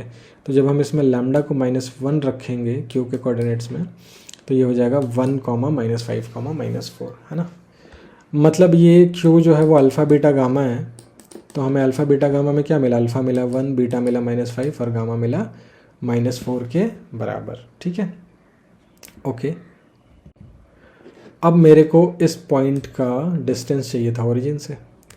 अब ओरिजिन से डिस्टेंस निकालना है तो सीधे सीधे alpha square + beta square + gamma square करके रूट ले लीजिए, है ना, क्योंकि ओरिजिन का कोऑर्डिनेट तो 0, 0 होगा, है ना। इसको माइनस करके कोई फ़ायदा है नहीं। तो ये आ गया आपका √42 के बराबर, है ना। तो यही आपका आंसर है √42, ओके। तो ये डिस्टेंस आएगा √42 के बराबर। So very straight forward, I think आपको समझ में आ गया होगा, है ना। आगे बढ़ते हैं। Question number 7, let S be the set of all values of lambda for which the shortest distance between the lines x - λ/0 = y - 3/4 = z + 6/1 and x + λ/3 = y / -4 = z - 6/0 is 13. Then 8 times of mod of summation lambda is equal to, okay. ठीक है, हमारे पास में दो lines हैं, lambda के terms में दिया हुआ है, लैम्डा एक वेरिएबल है, ठीक है। इन दोनों लाइंस के बीच का जो शॉर्टेस्ट डिस्टेंस है वो 13 है, ठीक है। अच्छा, ठीक। और हमसे पूछ रहा है कि 8 times of mod of summation lambda कितना होगा। मे बी लैम्डा की अलग अलग वैल्यू आ रही होगी, तो सबको जोड़ के उसका मॉड लेके और 8 से मल्टीप्लाई करना है, तो जो भी रिजल्ट आएगा वो इन ऑप्शंस में से कोई एक होना चाहिए, ठीक है। अच्छा, जो पहला लाइन है उसका जो डायरेक्शन रेशियो है वो है 0, 4, 1, ठीक है, 0, 4, 1। और जो दूसरा है वो है 3, -4 और 0। ये प्रोपोर्शनल तो है नहीं, तो प्रोपोर्शनल नहीं है तो ये पैरेलल भी नहीं होंगे, इंटरसेक्टिंग हो नहीं सकते, क्योंकि इंटरसेक्टिंग होंगे तो इनके बीच का शॉर्टेस्ट डिस्टेंस 13 कैसे आएगा? इंटरसेक्टिंग लाइंस के बीच का डिस्टेंस तो 0 हो जाएगा शॉर्टेस्ट डिस्टेंस, ठीक है। तो इस केस में क्या है कि ये दोनों लाइंस स्क्यू हैं, ये तो बात समझ में आ गई। तो स्क्यू लाइंस के बीच का जो डिस्टेंस होता है शॉर्टेस्ट डिस्टेंस, उसका फॉर्मूला हमने यहाँ पे लिखा हुआ है, इसी फॉर्मूले को हम यूज़ करने वाले हैं। जनरली जो वेक्टर वाला फॉर्मूला होता है वो यूज़ करते हैं, बट हम यहाँ पे कार्टेशियन फॉर्मूला यूज़ कर रहे हैं, राइट। बिकॉज आई थिंक दोनों में कोई फ़र्क नहीं है, जो जिसमें कन्वीनियंट हो उसको यूज़ कर सकता है, तो हम इसको भी यूज़ करके देख लेते हैं, राइट। तो हमारे पास में डी कितना दिया हुआ है, 13 दिया हुआ है क्वेश्चन के हिसाब से। तो यहाँ पे वैल्यूज पुट करेंगे जो लैम्डा के टर्म्स में होगा, और डी की जगह हम 13 पुट करेंगे, और जब इस इक्वेशन को सॉल्व करेंगे तो हमें लैम्डा की अलग अलग वैल्यूज़ मिल जाएंगी। तो हमारे पास में ये लाइन्स हैं, ये दोनों लाइन्स लिखी हुई हैं ना, स्टैंडर्ड फॉर्म में है, कोई दिक्कत नहीं है। ये डिस्टेंस का फॉर्मूला यहाँ पे लिखा हुआ है। तो जो डिस्टेंस है वो 13 के बराबर है एज़ पर क्वेश्चन, तो हमने डी की जगह 13 लिख दिया है, और बाकी ऊपर क्या है, x2 माइनस x1। तो ये जो यहाँ पे लैम्डा लिखा हुआ है ना, और यहाँ पे जो ये लैम्डा लिखा हुआ है, ठीक है, बात समझ में आ रही है। ये आपका x1 x2 है, ये जो 3 और यहाँ पे जो 0 है वो y1 y2 है, और ये 6 और ये -6 जो लिखा हुआ है z1 z2 है, ठीक है। मतलब x1 y1 z1 एक पॉइंट है जिससे पहला लाइन पास कर रहा है, और x2 y2 z2 एक पॉइंट है जिससे दूसरा लाइन पास कर रहा है, ठीक है। तो पहले लाइन पे वो पॉइंट क्या है, वो पॉइंट है आपका लैम्डा 3 और -6, और दूसरे लाइन पे क्या पॉइंट है, माइनस लैम्डा 0 और 6, ठीक है। तो हमने क्या करा, x2 माइनस x1 किया, तो माइनस लैम्डा ये आ गया, फिर 0 - 3 और ये 6 माइनस ऑफ -6, तो ये 6 + 6 हो जाएगा। उसके नीचे क्या रखना है, a1 b1 c1, a1 b1 c1 मतलब इसका डायरेक्शन रेशियो 0 4 1, और फिर a2 b2 c2 वो हो गया 3 - 4 0। तो न्यूमरेटर में जो डिटर्मिनेंट है वो कैसे लिखा गया वो तो समझ में आ गया, ठीक है। अब ज़रा डिनोमिनेटर में देखते हैं क्या है। डिनोमिनेटर में है आपका पहला जो रेशियो है वो है, या पहला जो टर्म है वो है b1 c2 minus b2 c1 का होल स्क्वायर, ठीक है। b1 c2 मतलब ये 4 हो गया b1, और c2 हो गया ये 0, तो b1 c2 आ गया यहाँ पे 0, माइनस b2 c1। अब b2 c1 कहाँ है, b2 हो गया -4 और c1 हो गया 1, तो दोनों का मल्टीप्लिकेशन आया -4, और माइनस ऑफ -4 क्या हो जाएगा, +4। तो ऐसे ही अगले दोनों टर्म्स भी हम लिख लेंगे, ठीक है, ऐसे ही अगले दोनों टर्म्स भी लिख लेंगे। तो हमारे पास में ये जो रिज़ल्ट है, ये जो हमने यहाँ लिखा है ये आ जाएगा, ठीक है। अब थोड़ा सिंप्लीफाई करते हैं। तो न्यूमरेटर में तो बस पहले रो को सिंप्लीफाई करना है, बाकी दो तो सिंप्लीफाइड फॉर्म में लिखे हुए हैं। नीचे ये 4 का स्क्वायर 16 हो गया, ये 3 का स्क्वायर 9 हो गया, और ये 12 का स्क्वायर 144 हो गया, है ना। तो डिनोमिनेटर का जब हम सम करेंगे तो ये 16 + 9 कितना हो जाएगा, 25, और 25 + 144 कितना हो जाएगा, 169, और रूट 169 कितना होता है, 13 के बराबर होता है, ठीक है। और ये 13 हम इधर राइट साइड लेते जाएंगे, तो 13 × 13 हो जाएगा, है ना। तो वही चीज़ हमने अगले लाइन में लिखी हुई है, बट LHS RHS को पलट के लिखा हुआ है ना। तो यहाँ पे ये डिटर्मिनेंट की जो वैल्यू है वो ±13 × 13 के बराबर आ गई। ये डिटर्मिनेंट वैल्यू हो गया +−169, है ना। अब हम इस डिटर्मिनेंट को भी एक्सपैंड कर लेते हैं। तो जब हम डिटर्मिनेंट को फर्स्ट रो के अबाउट एक्सपैंड करेंगे तो कुछ ऐसा आएगा, है ना। अब हमने क्या किया कि एक बार इसको +169 माना और एक बार -169 माना। तो ये जो LHS में टर्म है ये आया मेरा -8 लैम्डा -144। इसको एक बार 169 से इक्वेट किया और एक बार -169 से इक्वेट किया। और जब इसको सॉल्व करेंगे तो पहले केस में लैम्डा आएगा -322/8 और दूसरे केस में आएगा 16/8, ठीक है। तो 8 टाइम्स ऑफ समेशन लैम्डा, है ना। अब ये 8 जो है ना ये अंदर हम ला सकते हैं, कोई दिक्कत नहीं है, ये 8 आराम से अंदर आ जाएगा, उससे कोई फ़र्क नहीं पड़ता। मतलब अगर समेशन में आपका k टाइम्स कुछ एक्सप्रेशन लिखा है जहाँ पे k कांस्टेंट है, तो ये कांस्टेंट बाहर भी जा सकता है अंदर भी आ सकता है, कोई दिक्कत नहीं है ना। और 8 ये पॉजिटिव नंबर है, तो ये लैम्डा ये मॉड के अंदर जाने में इसको कोई दिक्कत भी नहीं है, हम डायरेक्टली लेके जा सकते हैं, है ना।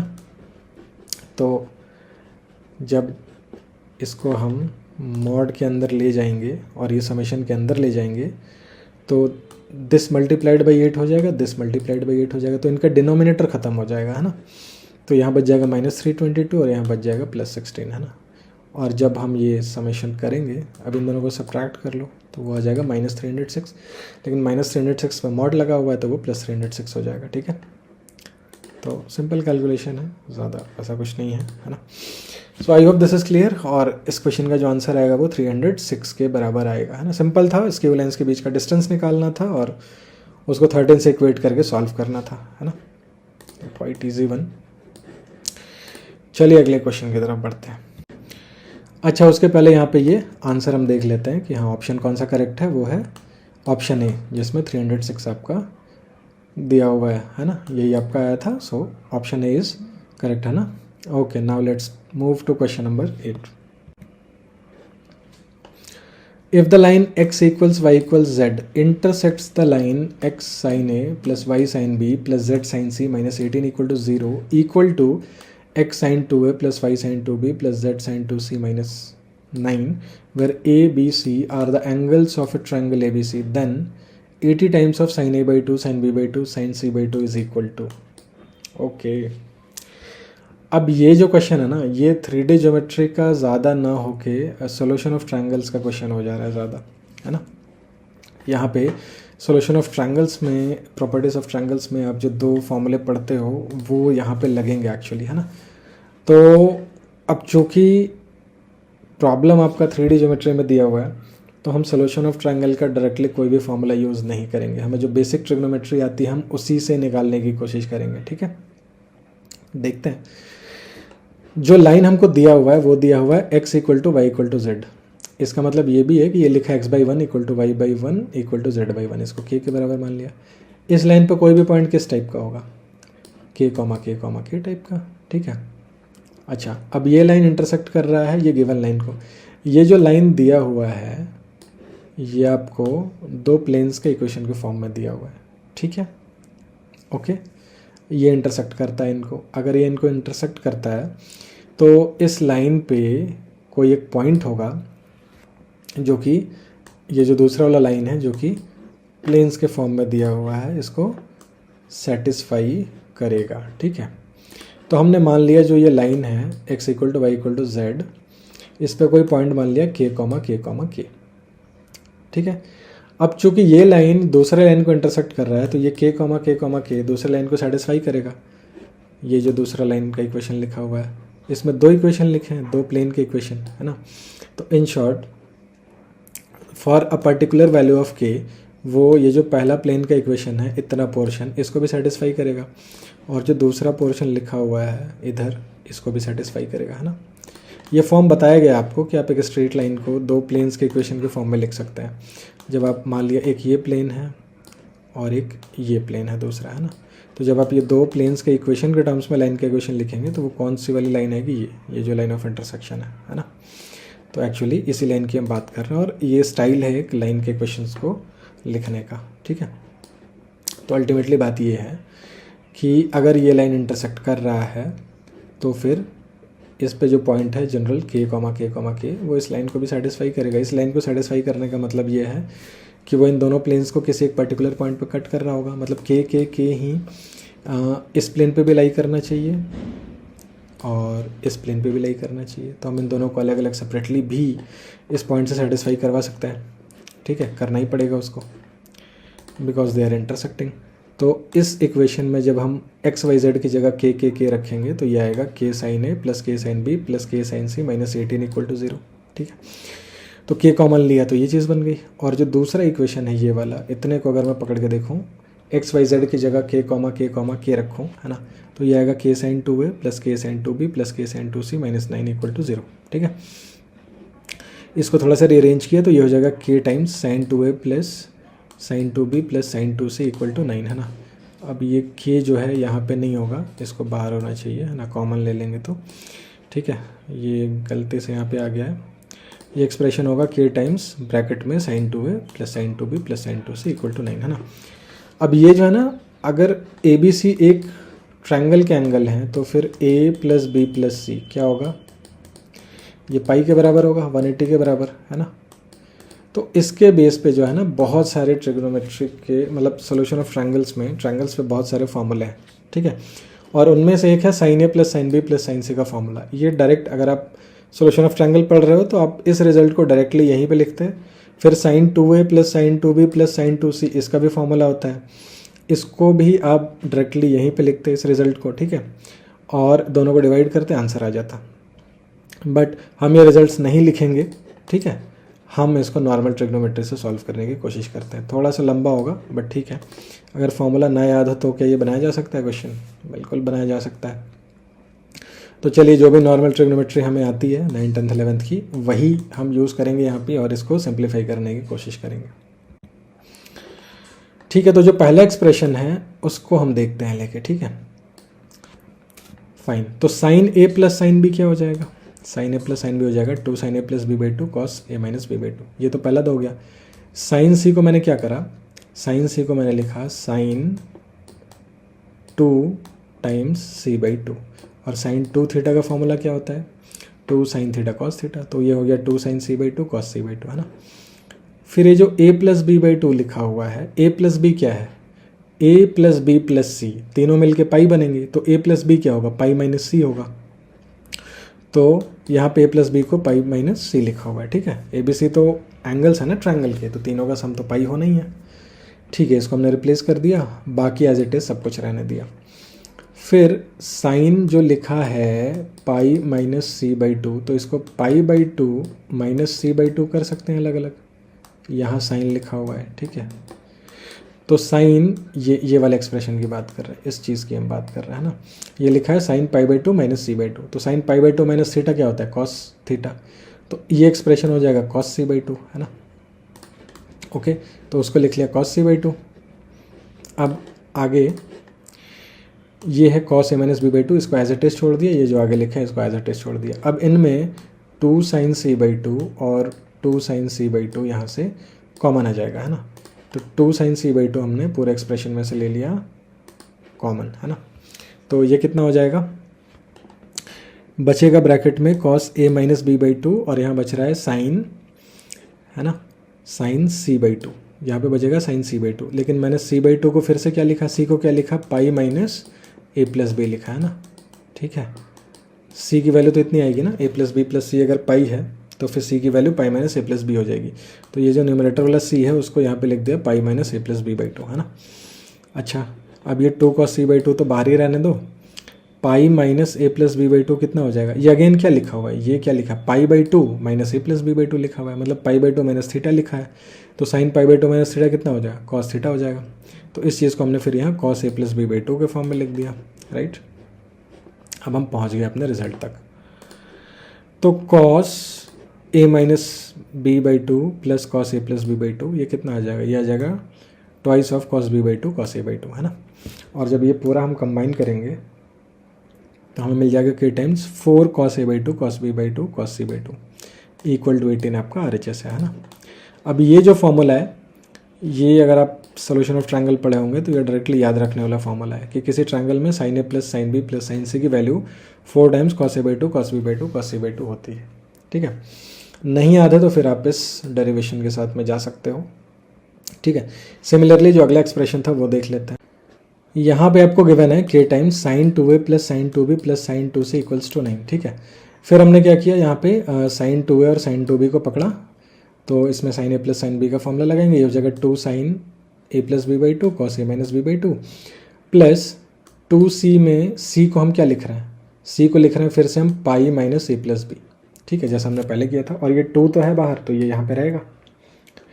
अब इसको सिंप्लीफाई करेंगे तो ये हो जाएगा sine A plus B cos A minus B plus sine of 2 pi minus 2a plus B हो जाएगा, है ना।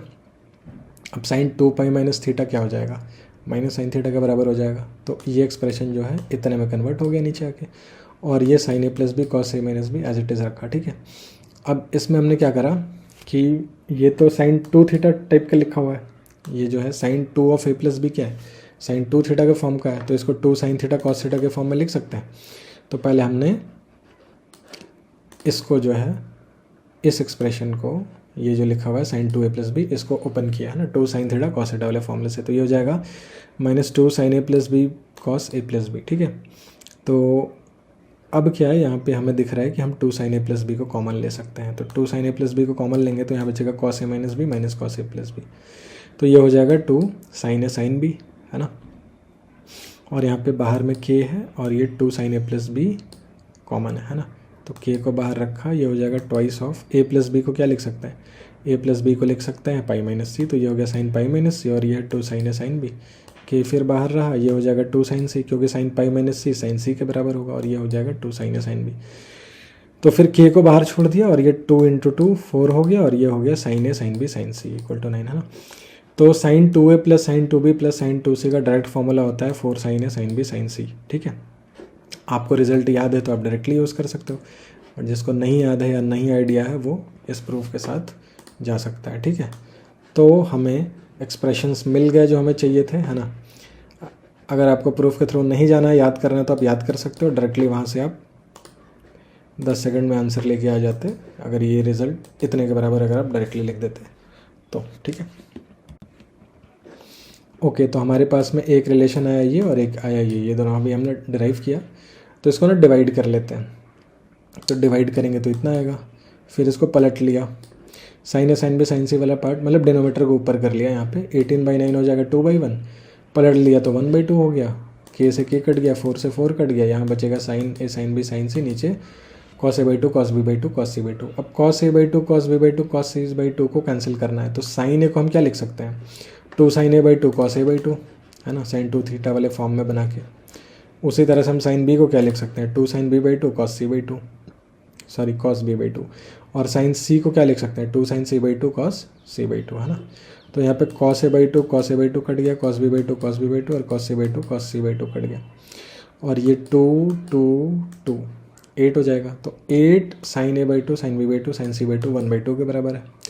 अगर दोनों तरफ 10 से मल्टीप्लाई कर दें तो ये 8 बन जाएगा 80 और 1/2 बन जाएगा 5।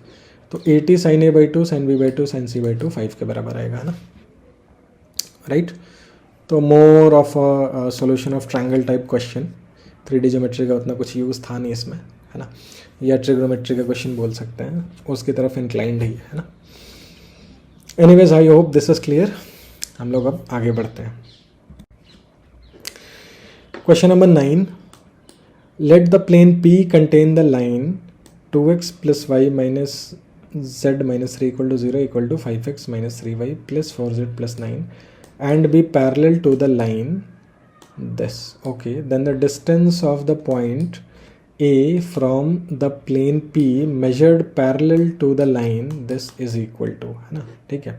अच्छा, क्वेश्चन में बहुत कुछ बोल रहा है तो एक एक लाइन करके समझते हैं क्या है ना, फिर सॉल्यूशन की तरफ बढ़ेंगे।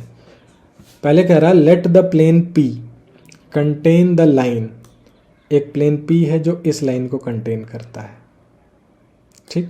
अब ये लाइन किस फॉर्म में दिया हुआ है, दो प्लेन के इक्वेशन के फॉर्म में दिया हुआ है ना, दो प्लेन के इक्वेशन के फॉर्म में दिया हुआ है, मतलब ये दोनों प्लेन का जो लाइन ऑफ इंटरसेक्शन है उसकी बात कर रहे हैं, राइट। तो वो मैंने मान लिया ये जो दोनों ब्लू प्लेन्स आपको दिख रहे हैं P1 और P2 इनकी बात कर रहा है, तो ये किस लाइन को कंटेन कर रहे हैं, इस ब्लैक लाइन को कंटेन कर रहे हैं, ठीक है। Let the plane P contain the line, अगर ये प्लेन P इस लाइन को कंटेन कर रहा है तो डेफिनेटली प्लेन P भी इसी लाइन के थ्रू पास करेगा या P1 P2 के लाइन ऑफ इंटरसेक्शन से पास करेगा। मतलब इस रेड प्लेन को अगर मैं P बोल दूँ तो बात क्लियर हो जाएगी, है ना। प्लेन P क्या है जो क्वेश्चन कह रहा है, वो एक्चुअली में P1 और P2 के लाइन ऑफ इंटरसेक्शन से पास करने वाला एक प्लेन है ना। लैंग्वेज थोड़ा घुमा के लिखा है ताकि थोड़ा कन्फ्यूजन हो, बट वो कहना वही चाह रहा है कि P एक प्लेन है जो कि P1 और P2 के लाइन ऑफ इंटरसेक्शन से पास कर रहा है, ठीक है। उसने ये ना कह के ये कह दिया कि जो प्लेन P है वो ब्लैक लाइन को कंटेन कर रहा है, और ब्लैक लाइन कौन सी है, line of intersection of P1 and P2।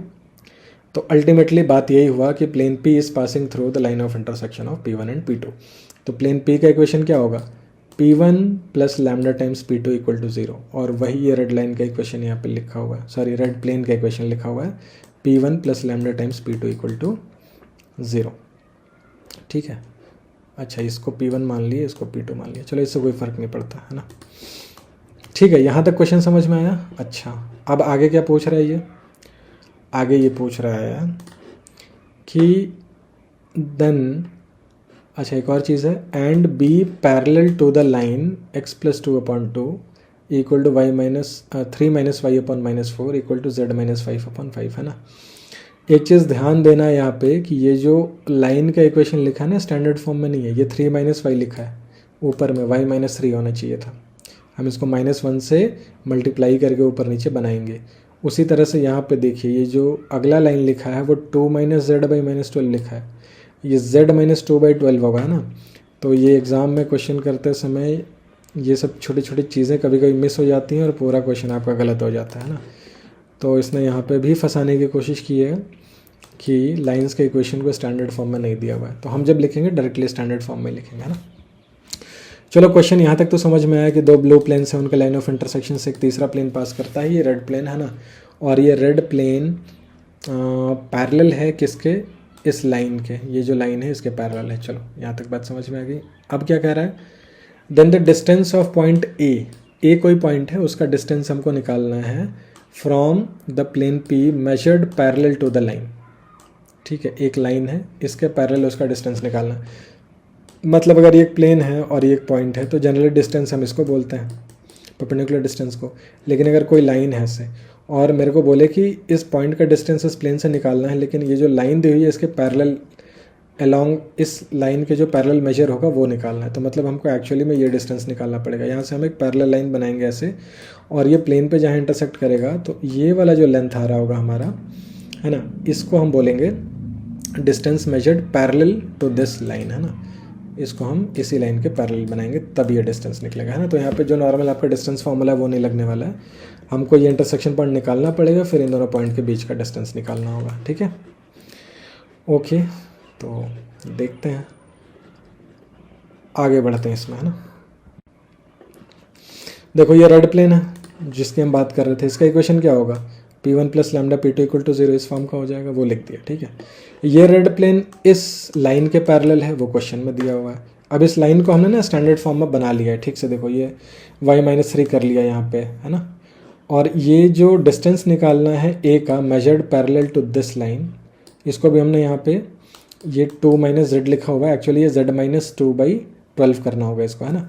तो इवेलुएट करते समय हम ध्यान रखेंगे कि इसको z - 2/12 बना के ही करें। ठीक है, ओके। तो अब क्या है, ये प्लेन का इक्वेशन निकालते हैं, इसमें लैम्डा लटका हुआ है। ठीक है, तो पहले प्लेन के इक्वेशन को सिंप्लीफाई कर लेते हैं, फिर लैम्डा निकालेंगे, है ना। तो जो प्लेन का इक्वेशन लैम्डा के टर्म्स में सिंप्लीफाई होके आएगा वो आएगा ये, राइट, ये आ गया। अब इसमें जो एक्स वाई जेड के कोफिशिएंट हैं वो तो नॉर्मल जो इस पे बनेगा उसके कंपोनेंट्स हो जाएंगे, या नॉर्मल का डायरेक्शन रेशियो बोल लो। और ये जो ब्लू लाइन यहाँ पे दिया हुआ है ये प्लेन के पैरेलल है, मतलब उसके नॉर्मल के परपेंडिकुलर होगा। ठीक है, तो ये नॉर्मल लाइन और ये ब्लू लाइन आपस में परपेंडिकुलर है, तो इनके डायरेक्शन रेशियोज़ को मल्टीप्लाई करके जोड़ें। ठीक है, तो वो क्या आएगा, 0 के बराबर आना चाहिए। ठीक है, तो ये जो नॉर्मल है इस रेड प्लेन पे, ठीक है, ये जो नॉर्मल है इसका डायरेक्शन रेशियो क्या हो जाएगा, एक्स वाई जेड का कोफिशिएंट्स। ठीक है, तो वो ले लिया, और ये जो लाइन है उसका डायरेक्शन रेशियो दिख रहा है 2, 4, 5। तो ठीक है, मल्टीप्लाई करते हैं। तो यहाँ पे हमने मल्टीप्लाई किया 2 + 5 λ × 2 + 1 - 3 λ × 4 + -1 + 4 λ × 5 = 0। इवेल्युएट किया, लैम्डा की वैल्यू आ गई -1/6। अब लैम्डा की वैल्यू -1/6 आ गई तो इस प्लेन के इक्वेशन में रख देंगे, प्लेन का इक्वेशन निकल जाएगा, है ना। तो हमने -1/6 रखा और इवेल्युएट किया, ये आ गया प्लेन का इक्वेशन, है ना।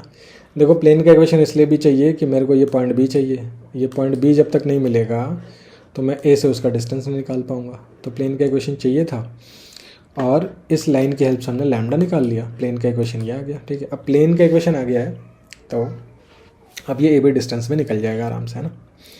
देखते हैं कैसे।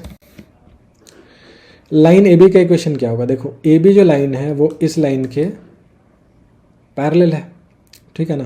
तो इस लाइन के पैरेलल है तो ए बी का डायरेक्शन रेशियो भी -3, 4 और 12 हो जाएगा, है ना। अब हमें यूज़ करना, हमने इसको चेंज कर लिया, जो 2 - z लिखा था इसको z - 2/12 किया। स्टैंडर्ड फॉर्म में लाना ज़रूरी है ना, जब भी काम करना है तो, राइट। तो लाइन ए बी का डायरेक्शन रेशियो हो गया -3, 4, 12, क्योंकि वो इसी लाइन के पैरेलल है। तो यहाँ पे नीचे रख दिया -3, 4, 12। और लाइन ए बी किस पॉइंट से पास कर रहा है, पॉइंट ए से, जो कि है 8, -1, -19। तो ऊपर आ गया x - 8, y + 1, z + 19। इसको लैम्डा मान लिया इस रेशियो को। तो इस लाइन पे कोई भी पॉइंट हम ले सकते हैं लैम्डा के टर्म्स में इस तरीके से, है ना। मान लिया वो पॉइंट है बी, है ना, वो इस पॉइंट बी की बात कर रहा है। तो पॉइंट बी तो रेड प्लेन में लाई कर रहा है, तो ये जो लैम्डा के टर्म से पॉइंट बी का कोऑर्डिनेट आया है वो प्लेन के इक्वेशन को सेटिस्फाई करेगा, ये जो इक्वेशन लिखा हुआ है। तो इसमें हमने एक्स वाई जेड की वैल्यू लैम्डा के टर्म्स में डाल दी, लैम्डा की वैल्यू आ गई 2, और फिर हमने क्या किया, लैम्डा को वापस से इस बी के कोऑर्डिनेट में रखा, जो कि लैम्डा के टर्म्स में दिया हुआ है, लैम्डा की जगह रखा 2। तो जब आप उसमें 2 रखोगे तो पॉइंट आ जाएगा 275, है ना।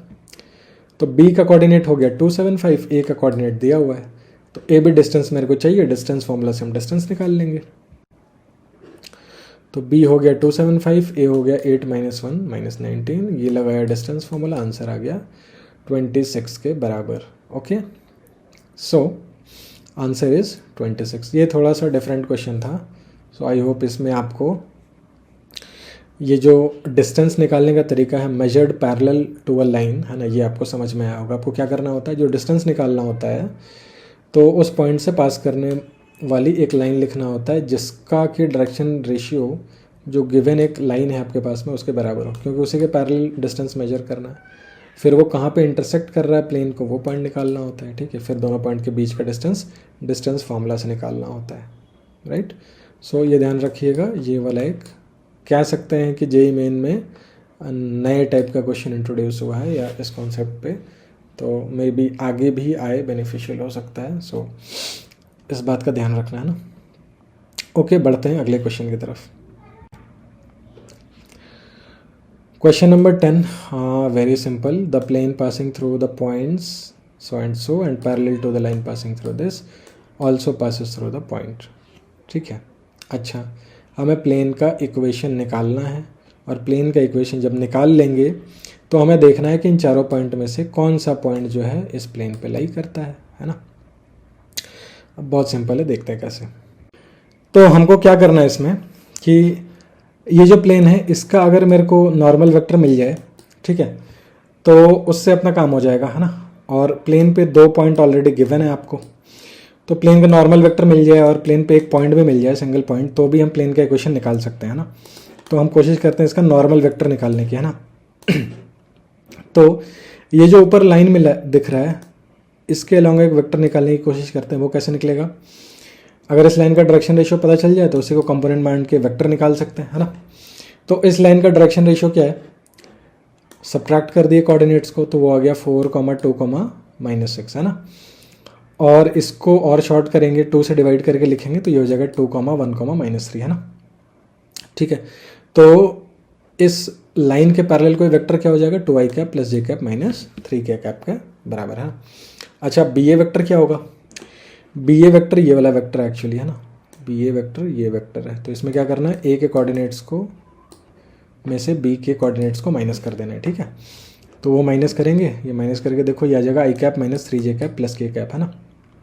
अब देख लो, ये जो लाइन के पैरेलल वेक्टर है वो, और ये जो ए बी वेक्टर है या बी ए वेक्टर है वो, ये दोनों आपस में पैरेलल नहीं है, जो कि अच्छी बात है, हम इनका क्रॉस ले सकते हैं, है ना। इनका क्रॉस लेंगे तो प्लेन का नॉर्मल आ जाएगा। वो कैसे आएगा, ये एक प्लेन है, ठीक है, इस प्लेन के पैरेलल एक लाइन गिवन है, ये एक पैरेलल एक वेक्टर गिवन है, एक वेक्टर इस प्लेन के अंदर गिवन है, ठीक है। अब इन दोनों वेक्टर का जो कि आपस में पैरेलल नहीं है, इनका हम क्रॉस करेंगे तो क्या मिलेगा, इनके परपेंडिकुलर एक वेक्टर मिलेगा, ऐसा कुछ। और डेफिनेटली अगर मैं इसका नॉर्मल बनाऊं तो नॉर्मल वेक्टर अगर प्लेन में 2 पॉइंट हैं उनको जोड़ोगे तो उनसे राइट एंगल पे तो होता ही है, और प्लेन के पैरेलल कोई लाइन है तो उनके भी परपेंडिकुलर होगा ये नॉर्मल वेक्टर। मतलब अल्टीमेटली ये जो दोनों वेक्टर्स हमने निकाल रखे हैं, ये वाला इसके परपेंडिकुलर होगा अपना प्लेन का नॉर्मल वेक्टर। तो वो निकालने के लिए हम दोनों वेक्टर्स का क्रॉस प्रोडक्ट कर सकते हैं, ठीक है। तो हमने क्या किया, ये दोनों वेक्टर जो हमने निकाला है, ये वाला इनका क्रॉस कर दिया, ठीक है। तो जब हम क्रॉस प्रोडक्ट करेंगे तो ये देखो i कैप j कैप से मल्टीप्लाई होगा यहाँ पे, तो ये हो गया i j k -6k cap, फिर i कैप k कैप से हुआ तो -2j कैप, फिर j i से हुआ तो -k, और फिर j k होगा तो ये हो जाएगा +i, फिर k का i से करोगे तो ये -3j, और k का j से किया तो ये आ जाएगा -9 i कैप के बराबर, ठीक है। आप इसको डिटर्मिनेंट फॉर्म में भी डाल के कर सकते हो, क्रॉस मल्टीप्लाई, ठीक है, ऐसे भी कर सकते हो अगर आप ऐसे कन्वीनियंट हो तो। अदरवाइज डिटर्मिनेंट बना लिया, i j k लिखा, फिर दोनों वेक्टर्स के कंपोनेंट्स लिखे, 3/3 का डिटर्मिनेंट बनेगा, इवैल्यूएट कर लिया, इतना आ जाएगा रिजल्ट, है ना, ठीक है।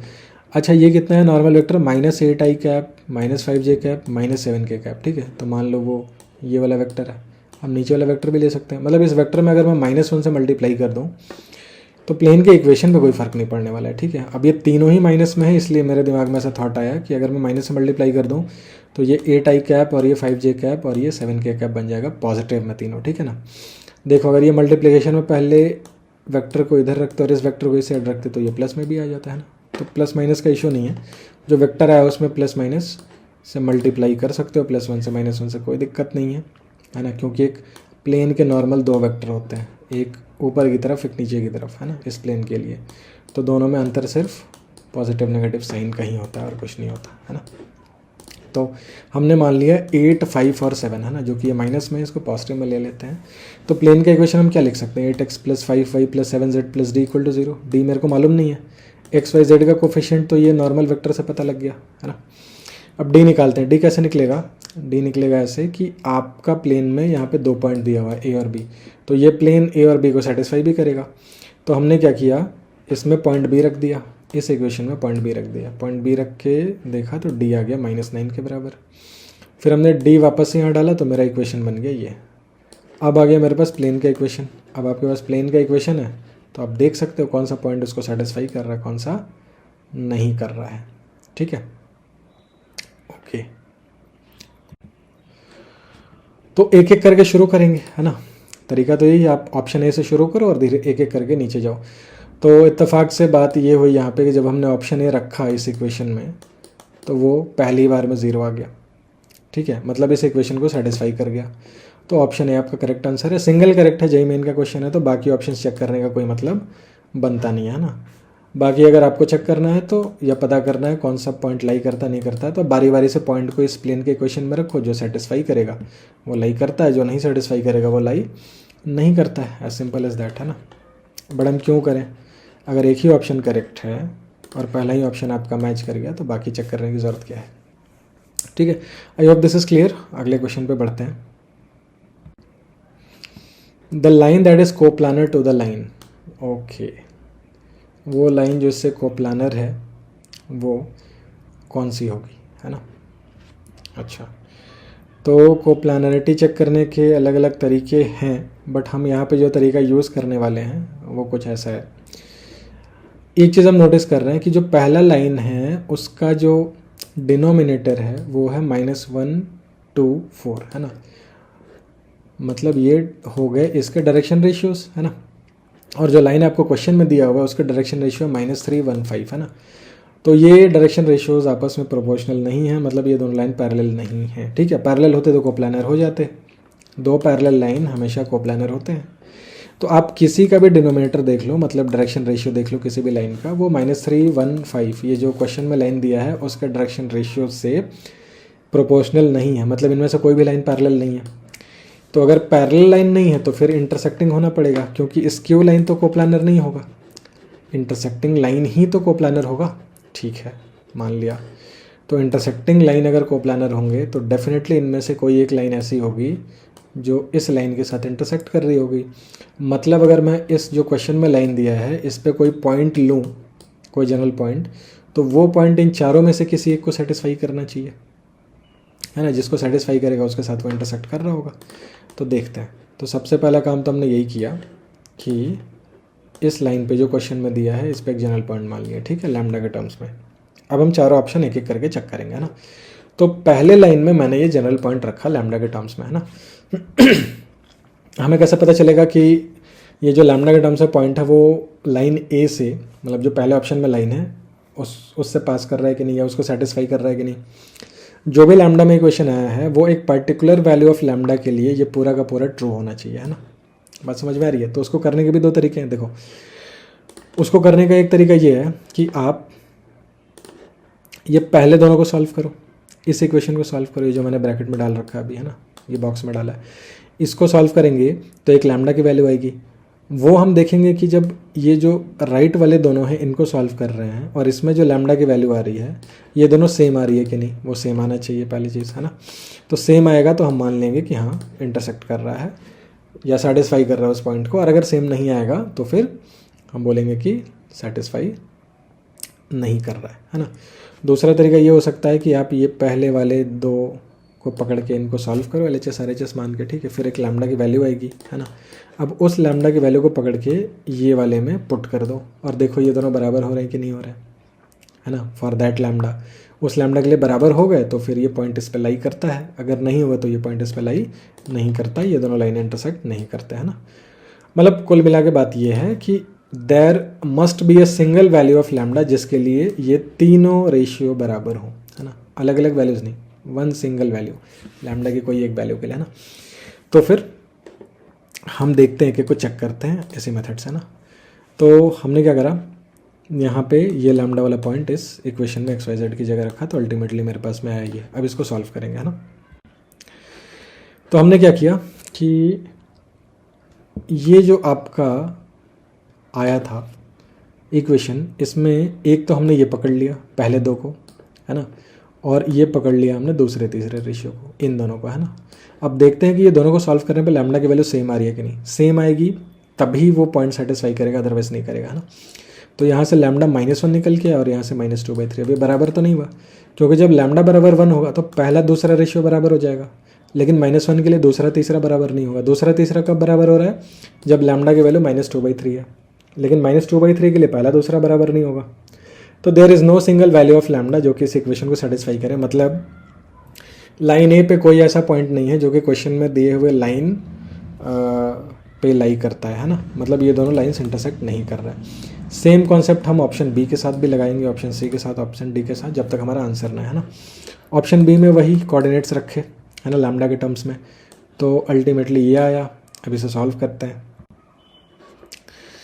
तो इसको सॉल्व जब हम करेंगे तो एक तो इन दोनों को पकड़ लिया पहले, वो यहाँ पे लिखा हुआ है ना, और दूसरा इन दोनों को पकड़ लिया, वो यहाँ पे लिखा है।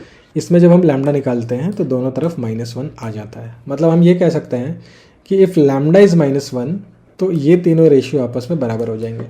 फॉर लैम्डा इक्वल टू -1 ये पॉइंट और जो लाइन पे पॉइंट हो सेम हो जाएगा, मतलब दोनों लाइंस इंटरसेक्ट करेंगे, है ना। तो सिंगल करेक्ट है, तो हमें पॉइंट मिल गया कि लाइन बी पे एक ऐसा पॉइंट है जो कि क्वेश्चन वाले गिवन लाइन में लाई करता है ना।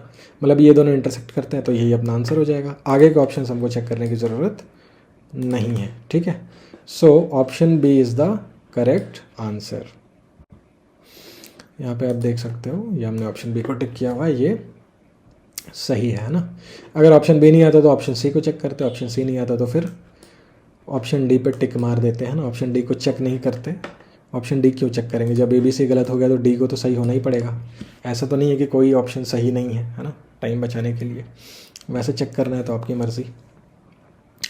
Okay, let's move on to question 12।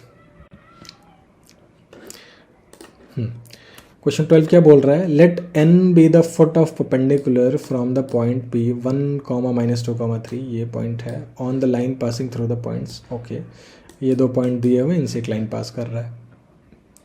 तो दो पॉइंट दे दिया तो लाइन का इक्वेशन इक्विवेलेंटली आपको दे दिया है ना। लाइन का इक्वेशन आपको पता है, मान के चलिए।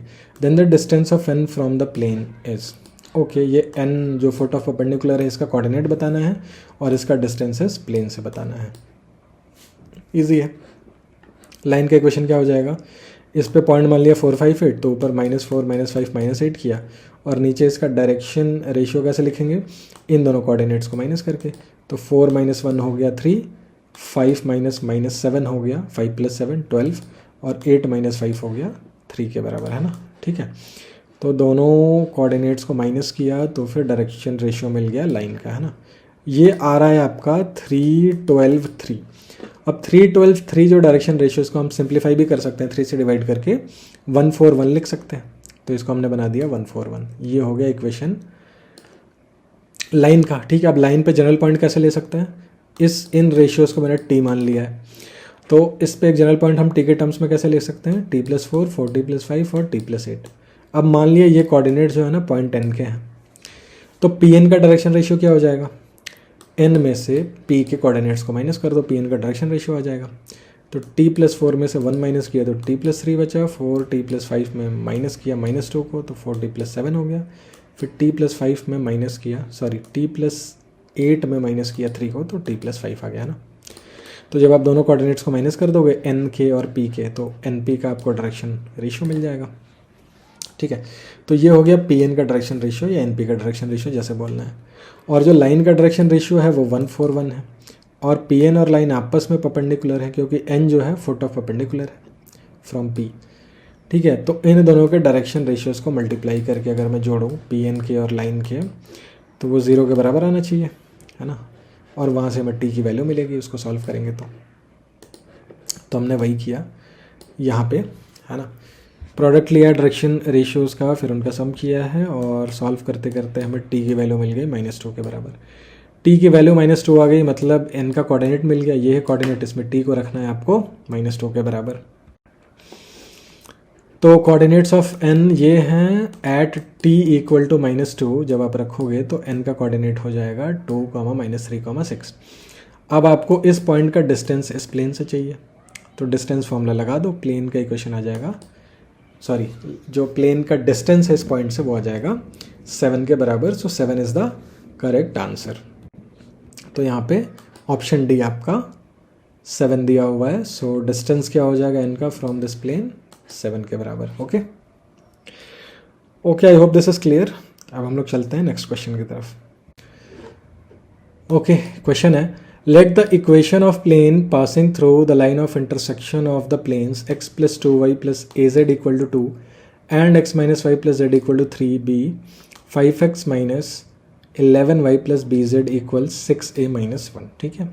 For C in Z, C in Z का मतलब हो गया जेड, यहाँ पे हम इंटीजर्स की बात कर रहे हैं, तो सी एक इंटीजर है। If the distance of this plane from the point a, -c, c is 2/√a, then a + b / c is equal to, है ना। ओके, तो यहाँ पे बहुत सारे वेरिएबल्स दिए हुए हैं, है ना। और आपका क्वेश्चन भी थोड़ा सा, क्वेश्चन का लैंग्वेज थोड़ा सा इन्वॉल्विंग है, देख लेते हैं क्या बोल रहा है। एक प्लेन है जिसका इक्वेशन है 5x - 11y + bz = 6a - 1। ये कहाँ से पास कर रहा है? From the line of intersection of the planes x + 2y + az = 2 and x - y + z = 3, ठीक है। मतलब ये जो प्लेन का इक्वेशन दिया हुआ है, इस इक्वेशन को हम एक दूसरे तरह से भी लिख सकते हैं। ये p1 + λ p2 = 0, क्योंकि वो पहले दोनों प्लेन्स के लाइन ऑफ इंटरसेक्शन से पास कर रहा है, ठीक है। अच्छा, for C in Z if the distance of this plane from the point a, -c, c is 2/√a, then a + b / c is equal to। Basically ये कह रहा है कि आप a, b, c का वैल्यू निकालो, जो भी इंफॉर्मेशन दिया है क्वेश्चन उससे, और उसके बाद आप a + b/c रेशियो का वैल्यू बता दो, ठीक है। ये जो रेशियो पूछ रहा है ना a + b / c, इसका वैल्यू बता दो, ठीक है। तो equation of plane passing through line of intersection of given planes, उसको हम अपने तरीके से लिखते हैं, कैसे? p1 + λ p2 = 0, ठीक है। एक इक्वेशन ये हो गया। इसको हमने रीअरेंज करके लिखा x y z को अलग करके 1 + λx + 2 - λy + a + λz -2 - 3 λ = 0, ठीक है। अब ये क्या है? एज पर क्वेश्चन इसका इक्वेशन एक और तरह से दिया हुआ है। वो क्या दिया हुआ है? 5x - 11y + bz - 6a + 1 = 0। अब ये जो हमने लैम्डा के टर्म्स में इक्वेशन लिखा और ये जो क्वेश्चन में दिया है, ये दोनों इक्वेशन एक ही हैं। तो दोनों इक्वेशन एक ही हैं, तो इनके कोफिशिएंट्स जो हैं वो प्रोपोर्शनल होने चाहिए, ठीक है। हम क्या कह रहे हैं, ये और ये सेम है, तो सेम है, तो फिर x के कोफिशिएंट्स, y के कोफिशिएंट्स, z के कोफिशिएंट, कांस्टेंट टर्म, इन सब का रेशियो क्या होना चाहिए? सेम होना चाहिए। तो हमने सबका रेशियो निकाला, है ना। अब हम एक एक करके सॉल्व करते हैं, जिससे कि हमें लैम्डा a b c ये सब की वैल्यू मिलेगी, है ना। तो अगर हम पहले दोनों को पकड़ें तो इसमें सिर्फ लैम्डा है, तो यहाँ से लैम्डा की वैल्यू आ जाएगी, है ना। तो ये कितना आ रहा है इन दोनों को सॉल्व करने पे? लैम्डा की वैल्यू -7/2। Okay good. अब हमने क्या पकड़ा? अब हमने पकड़ा दूसरे और तीसरे रेशियो को, है ना। इन दोनों रेशियो को पकड़ा है यहाँ पे जो बॉक्स के अंदर है, और लैम्डा की वैल्यू यहाँ पे -7/2 डाल दी। तो ये इक्वेशन ए और बी में आया। सॉल्व करते जाएंगे तो फाइनली बी की वैल्यू आ जाएगी -2a + 7 के बराबर, है ना। इसके बाद हम क्या पकड़ने वाले हैं? इसके बाद हमने पकड़ा है पहला वाला और लास्ट वाला, है ना। पहला वाला और लास्ट वाला, तो ये मिलेगा 1 + λ/5 = -2 - 3 λ/- 6a + 1। इसमें लैम्डा की वैल्यू मेरे को निकल चुकी है पहले, सिर्फ a जो है वेरिएबल बचेगा, तो a की वैल्यू भी आ जाएगी, है ना। लैम्डा को रखा -7/2, ये आया। सॉल्व किया तो a की वैल्यू कितनी आएगी यहाँ से? 12 में -2 और 34, तो 12 हो जाएगा 36, a हो जाएगा 36/12, तो a की वैल्यू आ जाएगी 3। अब जो a की वैल्यू 3 आई है उसको हम यहाँ रखेंगे, तो हमको b की वैल्यू मिलेगी कितनी? -2a + 7 के बराबर। a को रखा 3, तो ये हो जाएगा -6 + 7, b आ जाएगा 1, ठीक है। तो 3 वैल्यू मिल गई हमें, लैम्डा मिल गया हमें -7/2, ए मिल गया 3 और बी मिल गया 1। अब बच गया है सी निकालने को, है ना। तो उसके लिए भी क्वेश्चन में इन्फॉर्मेशन दिया हुआ है, उस इन्फॉर्मेशन को यूज़ करके हम सी की वैल्यू भी निकाल लेंगे। ठीक है, अब प्लेन का इक्वेशन क्या हो जाएगा ये, क्योंकि हमें ए बी लैम्डा ये सब कुछ पता लग गया है, तो प्लेन का इक्वेशन आ गया, है ना। ए 3 है और बी 1 है। अब क्वेश्चन कह रहा है कि इस प्लेन का डिस्टेंस a -c से 2/√a के बराबर है। अब मेरे को ये मालूम है a 3 है, तो a की जगह पर पहले तो मैंने 3 रखा, है ना, और यहाँ जो रूट a है तो इसकी जगह पर √3 रखा यहाँ पे, है ना। मतलब हम a और c वेरिएबल में जो है काम नहीं करेंगे, a का जो वैल्यू है वो रख देंगे। a की वैल्यू 3 आ चुकी है, तो क्यों उसको लेकर ढोना है। a की जगह जहाँ जहाँ a है वहाँ पे 3 रख दिया, ठीक है। और a, -c, जो कि 3, -c हो रहा है, इसका डिस्टेंस अब हम इस प्लेन से निकाल रहे हैं। वो दिया है 2/√a, a 3 है तो वो 2/√3 हो जाएगा। इस इक्वेशन को सॉल्व किया। जब इस इक्वेशन को सॉल्व करेंगे तो कुछ इतना आ रहा है, mod of 12c - 2/7 = 2, है ना। अब आगे देखते हैं। तो जब इसको हम सॉल्व करने जाएंगे तो c की वैल्यू आ जाएगी यहाँ पे, देखो मॉड हटाएंगे तो यहाँ प्लस माइनस तो लगाना पड़ेगा, है ना। तो c की दो वैल्यू हो रही है, एक हो रही है +14 + 2/12, मतलब एक हो रही है 16/12 और एक हो जाएगी -14 + 2 जो कि हो जाएगा -12/12 के बराबर, है ना। अब क्वेश्चन में इनिशियली बोला है कि c इंटीजर है, तो ये तो इंटीजर है नहीं, ये हट जाएगा। -12/12 मतलब जो -1 हो रहा है यही c की वैल्यू रहेगी, क्योंकि c एक इंटीजर है। तो ठीक है, हमने c की वैल्यू रख ली -1 के बराबर, है ना। a की वैल्यू 3 है, b की वैल्यू 1 है। अब रेशियो निकाल लेते हैं। a + b क्या होगा, 3 + 1 4, और नीचे c की वैल्यू -1 है, तो 4/-1 कितना हो गया, -4 के बराबर, है ना। तो इस क्वेश्चन का जो आंसर आएगा वो आएगा -4। ठीक है, okay, I hope this is clear. अब हम लोग अगले क्वेश्चन की तरफ बढ़ते हैं। क्या रहा है, the distance of the point -1, 2, 3 from the plane r vector dot I cap -2j cap + 3k cap = 10 parallel to the line of shortest distance between the lines is, है ना। ये भी डिस्टेंस पूछा है but along some parallel direction पूछ रखा है, ठीक है। तो डिस्टेंस किसका निकालना है, -1, 2, 3 जो कि ये पॉइंट m है, उसका डिस्टेंस निकालना है इस प्लेन से। ये जो यहाँ पे आपको थोड़ा थोड़ा ऑरेंज कलर में प्लेन दिख रहा है, ये वाला r vector dot I cap -2j cap + 3k cap = 10, ठीक। लेकिन ये शॉर्टेस्ट डिस्टेंस नहीं निकालना। शॉर्टेस्ट डिस्टेंस तो ये होता, अगर ये प्लेन आगे की तरफ होता तो यहाँ से हम एक परपेंडिकुलर बनाते, तो वो डिस्टेंस फार्मूला है हमारे पास में, क्योंकि पॉइंट भी है प्लेन भी है, तो फार्मूला लगा के निकाल लेते हैं ना। ये कुछ और कह रहा है, ये कह रहा है कि दो स्क्यू लाइन्स हैं, ठीक है। यहाँ पे आपको दो लाइन्स दिख रहा होगा, ये और ये, इनके बीच जो शॉर्टेस्ट डिस्टेंस वाली लाइन होगी, मतलब इन दो लाइंस के बीच का जो शॉर्टेस्ट डिस्टेंस वाला लाइन होगा वो तो दोनों के परपेंडिकुलर होगा, है ना। मतलब ये 90 डिग्री है और ये भी 90 डिग्री है, यही शॉर्टेस्ट लाइन है मान लो। इसके पैरेलल जो है हमको क्या निकालना है, डिस्टेंस निकालना है पॉइंट m का इस प्लेन से। मतलब मुझे m से एक लाइन बनाना होगा, जो कि ये जो ब्लैक लाइन दिख रहा है शॉर्टेस्ट डिस्टेंस, अब तो रेड हो गया ये, 1 मिनट, है ना, ठीक है। ये जो ब्लैक लाइन, जो ये ब्लू लाइन और रेड लाइन के बीच में बना हुआ है जो परपेंडिकुलर, इस डायरेक्शन के पैरेलल आपको m से एक लाइन बनाना है। वो जहाँ प्लेन को कट कर रहा है उस पॉइंट तक यहाँ से m से, मतलब mn डिस्टेंस आपको निकालना है, ठीक है। ओके, तो इफेक्टिवली ये चीज़ आपसे पूछ रखी है क्वेश्चन ने। अब मेरे को क्या चाहिए, मेरे को mn लाइन का इक्वेशन चाहिए। mn लाइन का इक्वेशन तब मिलेगा जब mn का डायरेक्शन रेशियो पता होगा, और वो डायरेक्शन रेशियो भी बहुत आराम से पता लग सकता है। कैसे, उसका डायरेक्शन किसके पैरेलल है, इसका डायरेक्शन पैरेलल है इस लाइन के, ये जो शॉर्टेस्ट डिस्टेंस का लाइन है दो स्क्यू लाइन के बीच में, तो वो लाइन तो दोनों के परपेंडिकुलर है ना। मतलब मैं दोनों स्क्यू लाइन्स के पैरेलल जो वेक्टर्स हैं उनका अगर मैं क्रॉस प्रोडक्ट ले लूँ तो इनके बीच जो परपेंडिकुलर लाइन है या नॉर्मल लाइन है उसका डायरेक्शन रेशियो आ जाएगा, बिल्कुल आ जाएगा। तो हम वहीं से शुरू करेंगे, ठीक है। तो एक लाइन तो ये है, दूसरी लाइन ये है। अब इनके पैरेलल जो वेक्टर्स हैं, पहले वाला का है 2i कैप + k कैप और दूसरे वाले का है i cap -j cap + k cap, ठीक है। इन दोनों का मैंने क्रॉस किया, तो जब इन दोनों का क्रॉस करूँगा, इवैल्यूएट करूँगा, तो इतना आएगा i cap -j cap -2k cap, ठीक है। अब ये क्या है, ये कौन सा डायरेक्शन है, ये तो वही डायरेक्शन है ना जो एम एन के पैरेलल है। मतलब हम ये बोल सकते हैं कि एम एन का जो डायरेक्शन कोसाइन होगा, सॉरी डायरेक्शन रेशियो जो होगा वो होगा 1, -1, 2 है ना, 1, -1, 2। ये कहाँ से आया, ये जो पैरेलल वेक्टर आया है उसी के कंपोनेंट्स को पकड़ के हमने इसका डायरेक्शन रेशियो बना दिया है ना। तो अब तो मैं एम एन का डायरेक्शन रेशियो पता है क्योंकि वो इस वेक्टर के i कैप -j कैप -2 के कैप के पैरेलल है। तो इसका डायरेक्शन रेशियो हो गया 1, -1, -2। इस पे एक पॉइंट भी पता है, m पॉइंट तो हमें पता है ना, m क्या है -1, 2, 3 है ना। तो इसका जो इक्वेशन हो जाएगा वो क्या हो जाएगा, इस लाइन का डायरेक्शन रेशियो है 1, -1, -2 और पॉइंट है -1, 2, 3। तो ये इक्वेशन आएगा, यहाँ पे लिखा हुआ है, इसको लैम्डा के बराबर मान लिया और इस पे एक जनरल पॉइंट लिया लैम्डा के टर्म्स में, ये आया। अब ये जो पॉइंट मान लिया n है तुम्हारा, जहाँ पे ये प्लेन को इंटरसेक्ट कर रहा है, मतलब ये वाला पॉइंट जो लैम्डा के टर्म्स में लिखा है ये प्लेन के इक्वेशन को सेटिस्फाई करना चाहिए। तो हमने क्या किया, इसको प्लेन के इक्वेशन में रखा। पहले प्लेन के इक्वेशन को कार्टेशियन फॉर्म में ले आते हैं। प्लेन के इक्वेशन दिया है r vector dot i cap -2j cap +3k cap = 10। अब आर वेक्टर की जगह मैंने रखा xi cap +yj cap +zk cap और उसका डॉट लिया इस वेक्टर से, तो यह आ जाएगा x - 2y + 3z = 10 है ना।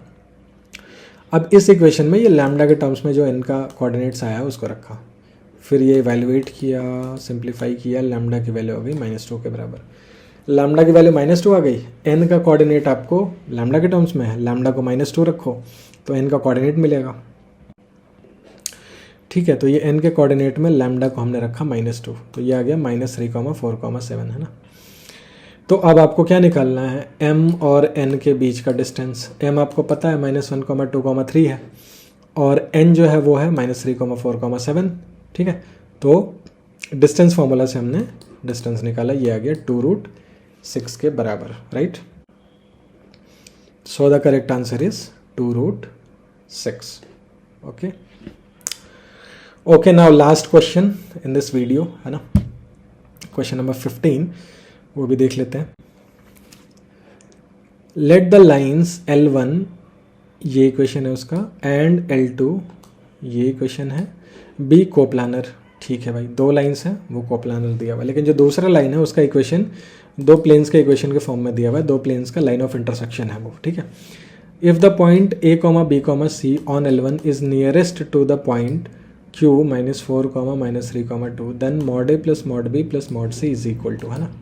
तो पहले क्वेश्चन समझ लेते हैं क्या है। एक लाइन है आपका जो कि L1 है, वो ये रेड वाली लाइन है मान लो। ठीक है, इसको बोल दिया मैंने L1, right, this is L1 है ना, ये L1 है। और एक लाइन है जो कि ये दोनों प्लेन्स के, रेड प्लेन और ब्लू प्लेन के लाइन ऑफ इंटरसेक्शन से पास कर रहा है, मतलब ये ब्लैक वाला लाइन है ना, इनका लाइन ऑफ इंटरसेक्शन है और इसका इक्वेशन भी इसी फॉर्म में दिया है, दो प्लेन्स के इक्वेशन के फॉर्म में। ठीक, अब मेरे से कहा जा रहा है कि ये लाइन और ये जो ब्लैक लाइन है, रेड लाइन और ये ब्लैक लाइन, ये आपस में कोप्लानर है, मतलब ये दोनों एक ही प्लेन में लाई करते हैं। ये भी ठीक है। अब मेरे को बोला जा रहा है कि एक पॉइंट है Q, है ना, जिसका अगर मैं फुट ऑफ परपेंडिकुलर बनाऊँ इस रेड लाइन पे, तो वहाँ पे कोऑर्डिनेट आता है ABC। मेरे को mod A + mod B + mod C बताना है। ठीक है, तो इफेक्टिवली मेरे को रेड लाइन का इक्वेशन चाहिए होगा, है ना, जो कि मेरे को गिवन है। ठीक है, वो क्या है, गिवन है। ठीक है, तो इसमें फिर L2 का क्या रोल है, L2 से इसको क्या मतलब है ना। मतलब ये है कि आपका जो L1 का इक्वेशन दिया है ना, वो पूरा नहीं दिया हुआ है ना, वो यहाँ अल्फ़ा के टर्म्स में दिया हुआ है। ठीक से देखिए, है ना। तो इस अल्फ़ा को एलिमिनेट करने के लिए हमको बाकी जो कंडीशन दिया हुआ है उसको यूज़ में लाना होगा, है ना। अदरवाइज़ लाइन L का इक्वेशन पूरी तरह से पता होता तो फिर इस पार्ट की ज़रूरत ही नहीं थी, मेरा इतने पार्ट में ही काम हो जाता, है ना। तो उस अल्फ़ा को एलिमिनेट करने के लिए, उसकी वैल्यू निकालने के लिए हमें बाकी कंडीशन की ज़रूरत पड़ेगी। तो देखते हैं हम इसका यूज़ कैसे करते हैं ना। देखो, हम पहले इक्वेशन निकालेंगे ब्लैक लाइन का। ये जो ब्लैक लाइन है, लाइन ऑफ इंटरसेक्शन इसका, है ना, वो तो ये दिया हुआ है। ठीक है, ये दिया हुआ है, लेकिन हम इस ब्लैक लाइन के पैरेलल एक वेक्टर निकाल सकते हैं। वो कैसे निकालेंगे, ब्लैक लाइन जो है वो रेड प्लेन में है और वो ब्लू प्लेन में भी है, मतलब वो रेड प्लेन के नॉर्मल के परपेंडिकुलर है वो ब्लू प्लेन के नॉर्मल के भी परपेंडिकुलर है, ठीक है। मतलब ये कि अगर आप नॉर्मल बनाओ ये ब्लू प्लेन पे और एक नॉर्मल बनाओ ये रेड प्लेन पे, तो इन दोनों के परपेंडिकुलर आपका ये ब्लैक लाइन है, या इसके अलावा जो भी वेक्टर होगा वो उसके परपेंडिकुलर होगा। तो दो वेक्टर के परपेंडिकुलर अगर आपको एक वेक्टर चाहिए तो उन दोनों का क्रॉस करो। तो हमने क्या किया कि दोनों जो प्लेन्स हैं उनके जो नॉर्मल वेक्टर्स हैं उनका क्रॉस लिया, ठीक है। और ये नॉर्मल वेक्टर्स कहाँ से आएंगे, एक्स वाई जेड के कोफिशिएंट से आएंगे, ठीक है। तो पहला वाला हो गया 3i cap plus 2j cap plus k cap, और दूसरा वाला हो गया i cap minus 3j cap plus 2k cap के बराबर, ठीक है। जब हम इनका क्रॉस लेंगे तो वैल्यू आ जाएगी 7i cap minus 5j cap minus 11k cap, ठीक है। अब मैंने यहाँ पे ये क्रॉस प्रोडक्ट करके नहीं दिखाया है, आई होप अब तक इतना करते करते तो क्रॉस प्रोडक्ट खुद से निकाल ही सकते हो, है ना। तो वेरीफाई कर लेना, इतने के बराबर आएगा, है ना। अब मान लिया कि ये लाइन जो है ना x, y, 0 से पास कर रही है, मतलब कहने का ये है कि मान लिया ये लाइन कहीं ना कहीं जाके तो z प्लेन को कट करेगी, और जहाँ z प्लेन को कट करेगी वहाँ पे z कोऑर्डिनेट 0 होगा, है ना। ये लाइन z प्लेन को तभी नहीं कट करेगी जब ये लाइन खुद z प्लेन के पैरेलल हो जाए, ठीक है। बट इसका इक्वेशन देख के लग नहीं रहा कि ये z प्लेन के पैरेलल होने वाली है, ठीक है। तो हम मान लेते हैं, वैसे इसका इक्वेशन देख के लगे या ना लगे तरीका यही है, आपको ऐसे ही मानना होता है। अगर इसमें आप फंस जाते हो कहीं, मैंने पहले भी बता रखा है किसी वीडियो में कि मान लो तुमने x, y, 0 माना और इत्तेफाक ऐसा है कि वो लाइन z एक्सेस के पैरेलल निकल गई, तो फिर यहाँ से आपको आंसर नहीं मिलेगा, है ना, आप x, y नहीं निकाल पाओगे। तो उस केस में क्या करना, z की जगह x या y किसी और को क्या बोलते हैं 0 रख लेना, ठीक है। z एक्सेस को नहीं कट कर रहा है, कोई बात नहीं, z प्लेन को नहीं कट कर रहा है, तो x प्लेन या वाई प्लेन किसी को तो कट कर रहा होगा ना, राइट। ऐसा तो नहीं हो सकता कि किसी प्लेन को ना कट करे कोई line, this is not possible, है ना। उसको किसी न किसी प्लेन को तो कट करना ही पड़ेगा, है ना, ठीक है। बात समझ में आ रही है, ओके। तो अगर ये काम ना करे तो आप ऐसे मान सकते हो 0, y, z, किसी एक को 0 रख लिया। इसका कहने का मतलब है ये लाइन कहीं x प्लेन को कट कर रही है, या मान लो उसको भी नहीं कट किया तो x, 0, z, इसमें हम मान रहे हैं कि ये लाइन y प्लेन को कट कर रही है कहीं पे, है ना। तो इनमें से कोई एक मानना होता है, जनरली हम z प्लेन को कट कर रहा है ये मान के चलते हैं, फंसोगे एक ही जगह जब वो लाइन z एक्सेस के पैरेलल हो जाए, बट ऐसा जनरली देखने को नहीं मिलता, और अगर फंस भी गए तो फिर किसी और को 0 मान लेंगे, है ना।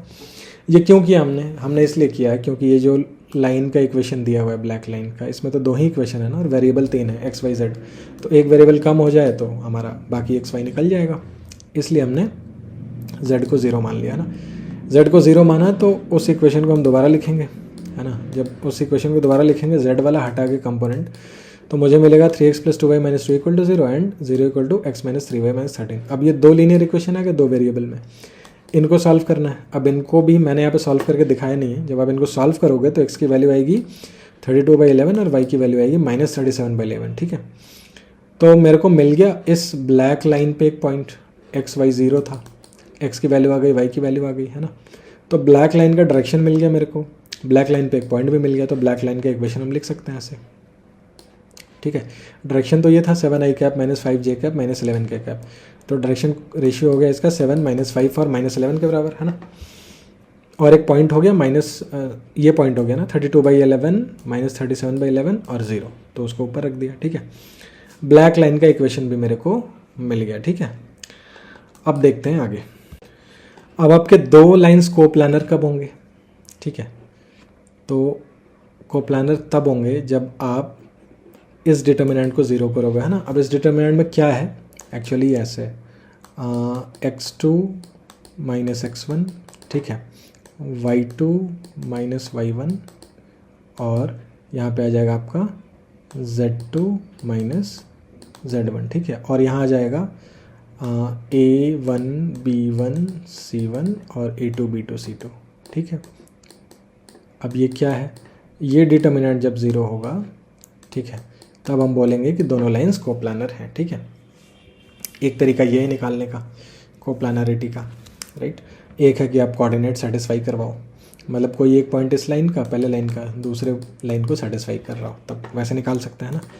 बट यहाँ पे चूँकि वेरिएबल्स हैं तो फिर हम वो काम नहीं करेंगे, ये डिटर्मिनेंट को ही 0 करेंगे। x1 y1 z1 क्या है, एक पॉइंट है जिससे पहला लाइन पास कर रहा है। x2 y2 z2 क्या है, वो पॉइंट जैसे दूसरी लाइन पास कर रहा है। A1B1C क्या है, A1B1C1 है पहले लाइन का डायरेक्शन रेशियो, A2B2C2 क्या है, दूसरे लाइन का डायरेक्शन रेशियो, ठीक है ना।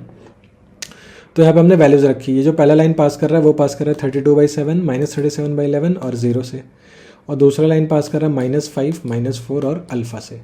तो इसमें से इसको माइनस किया तो -5 -32/11 -4 +37/11 और अल्फ़ा -0, ठीक है, ये हो गया।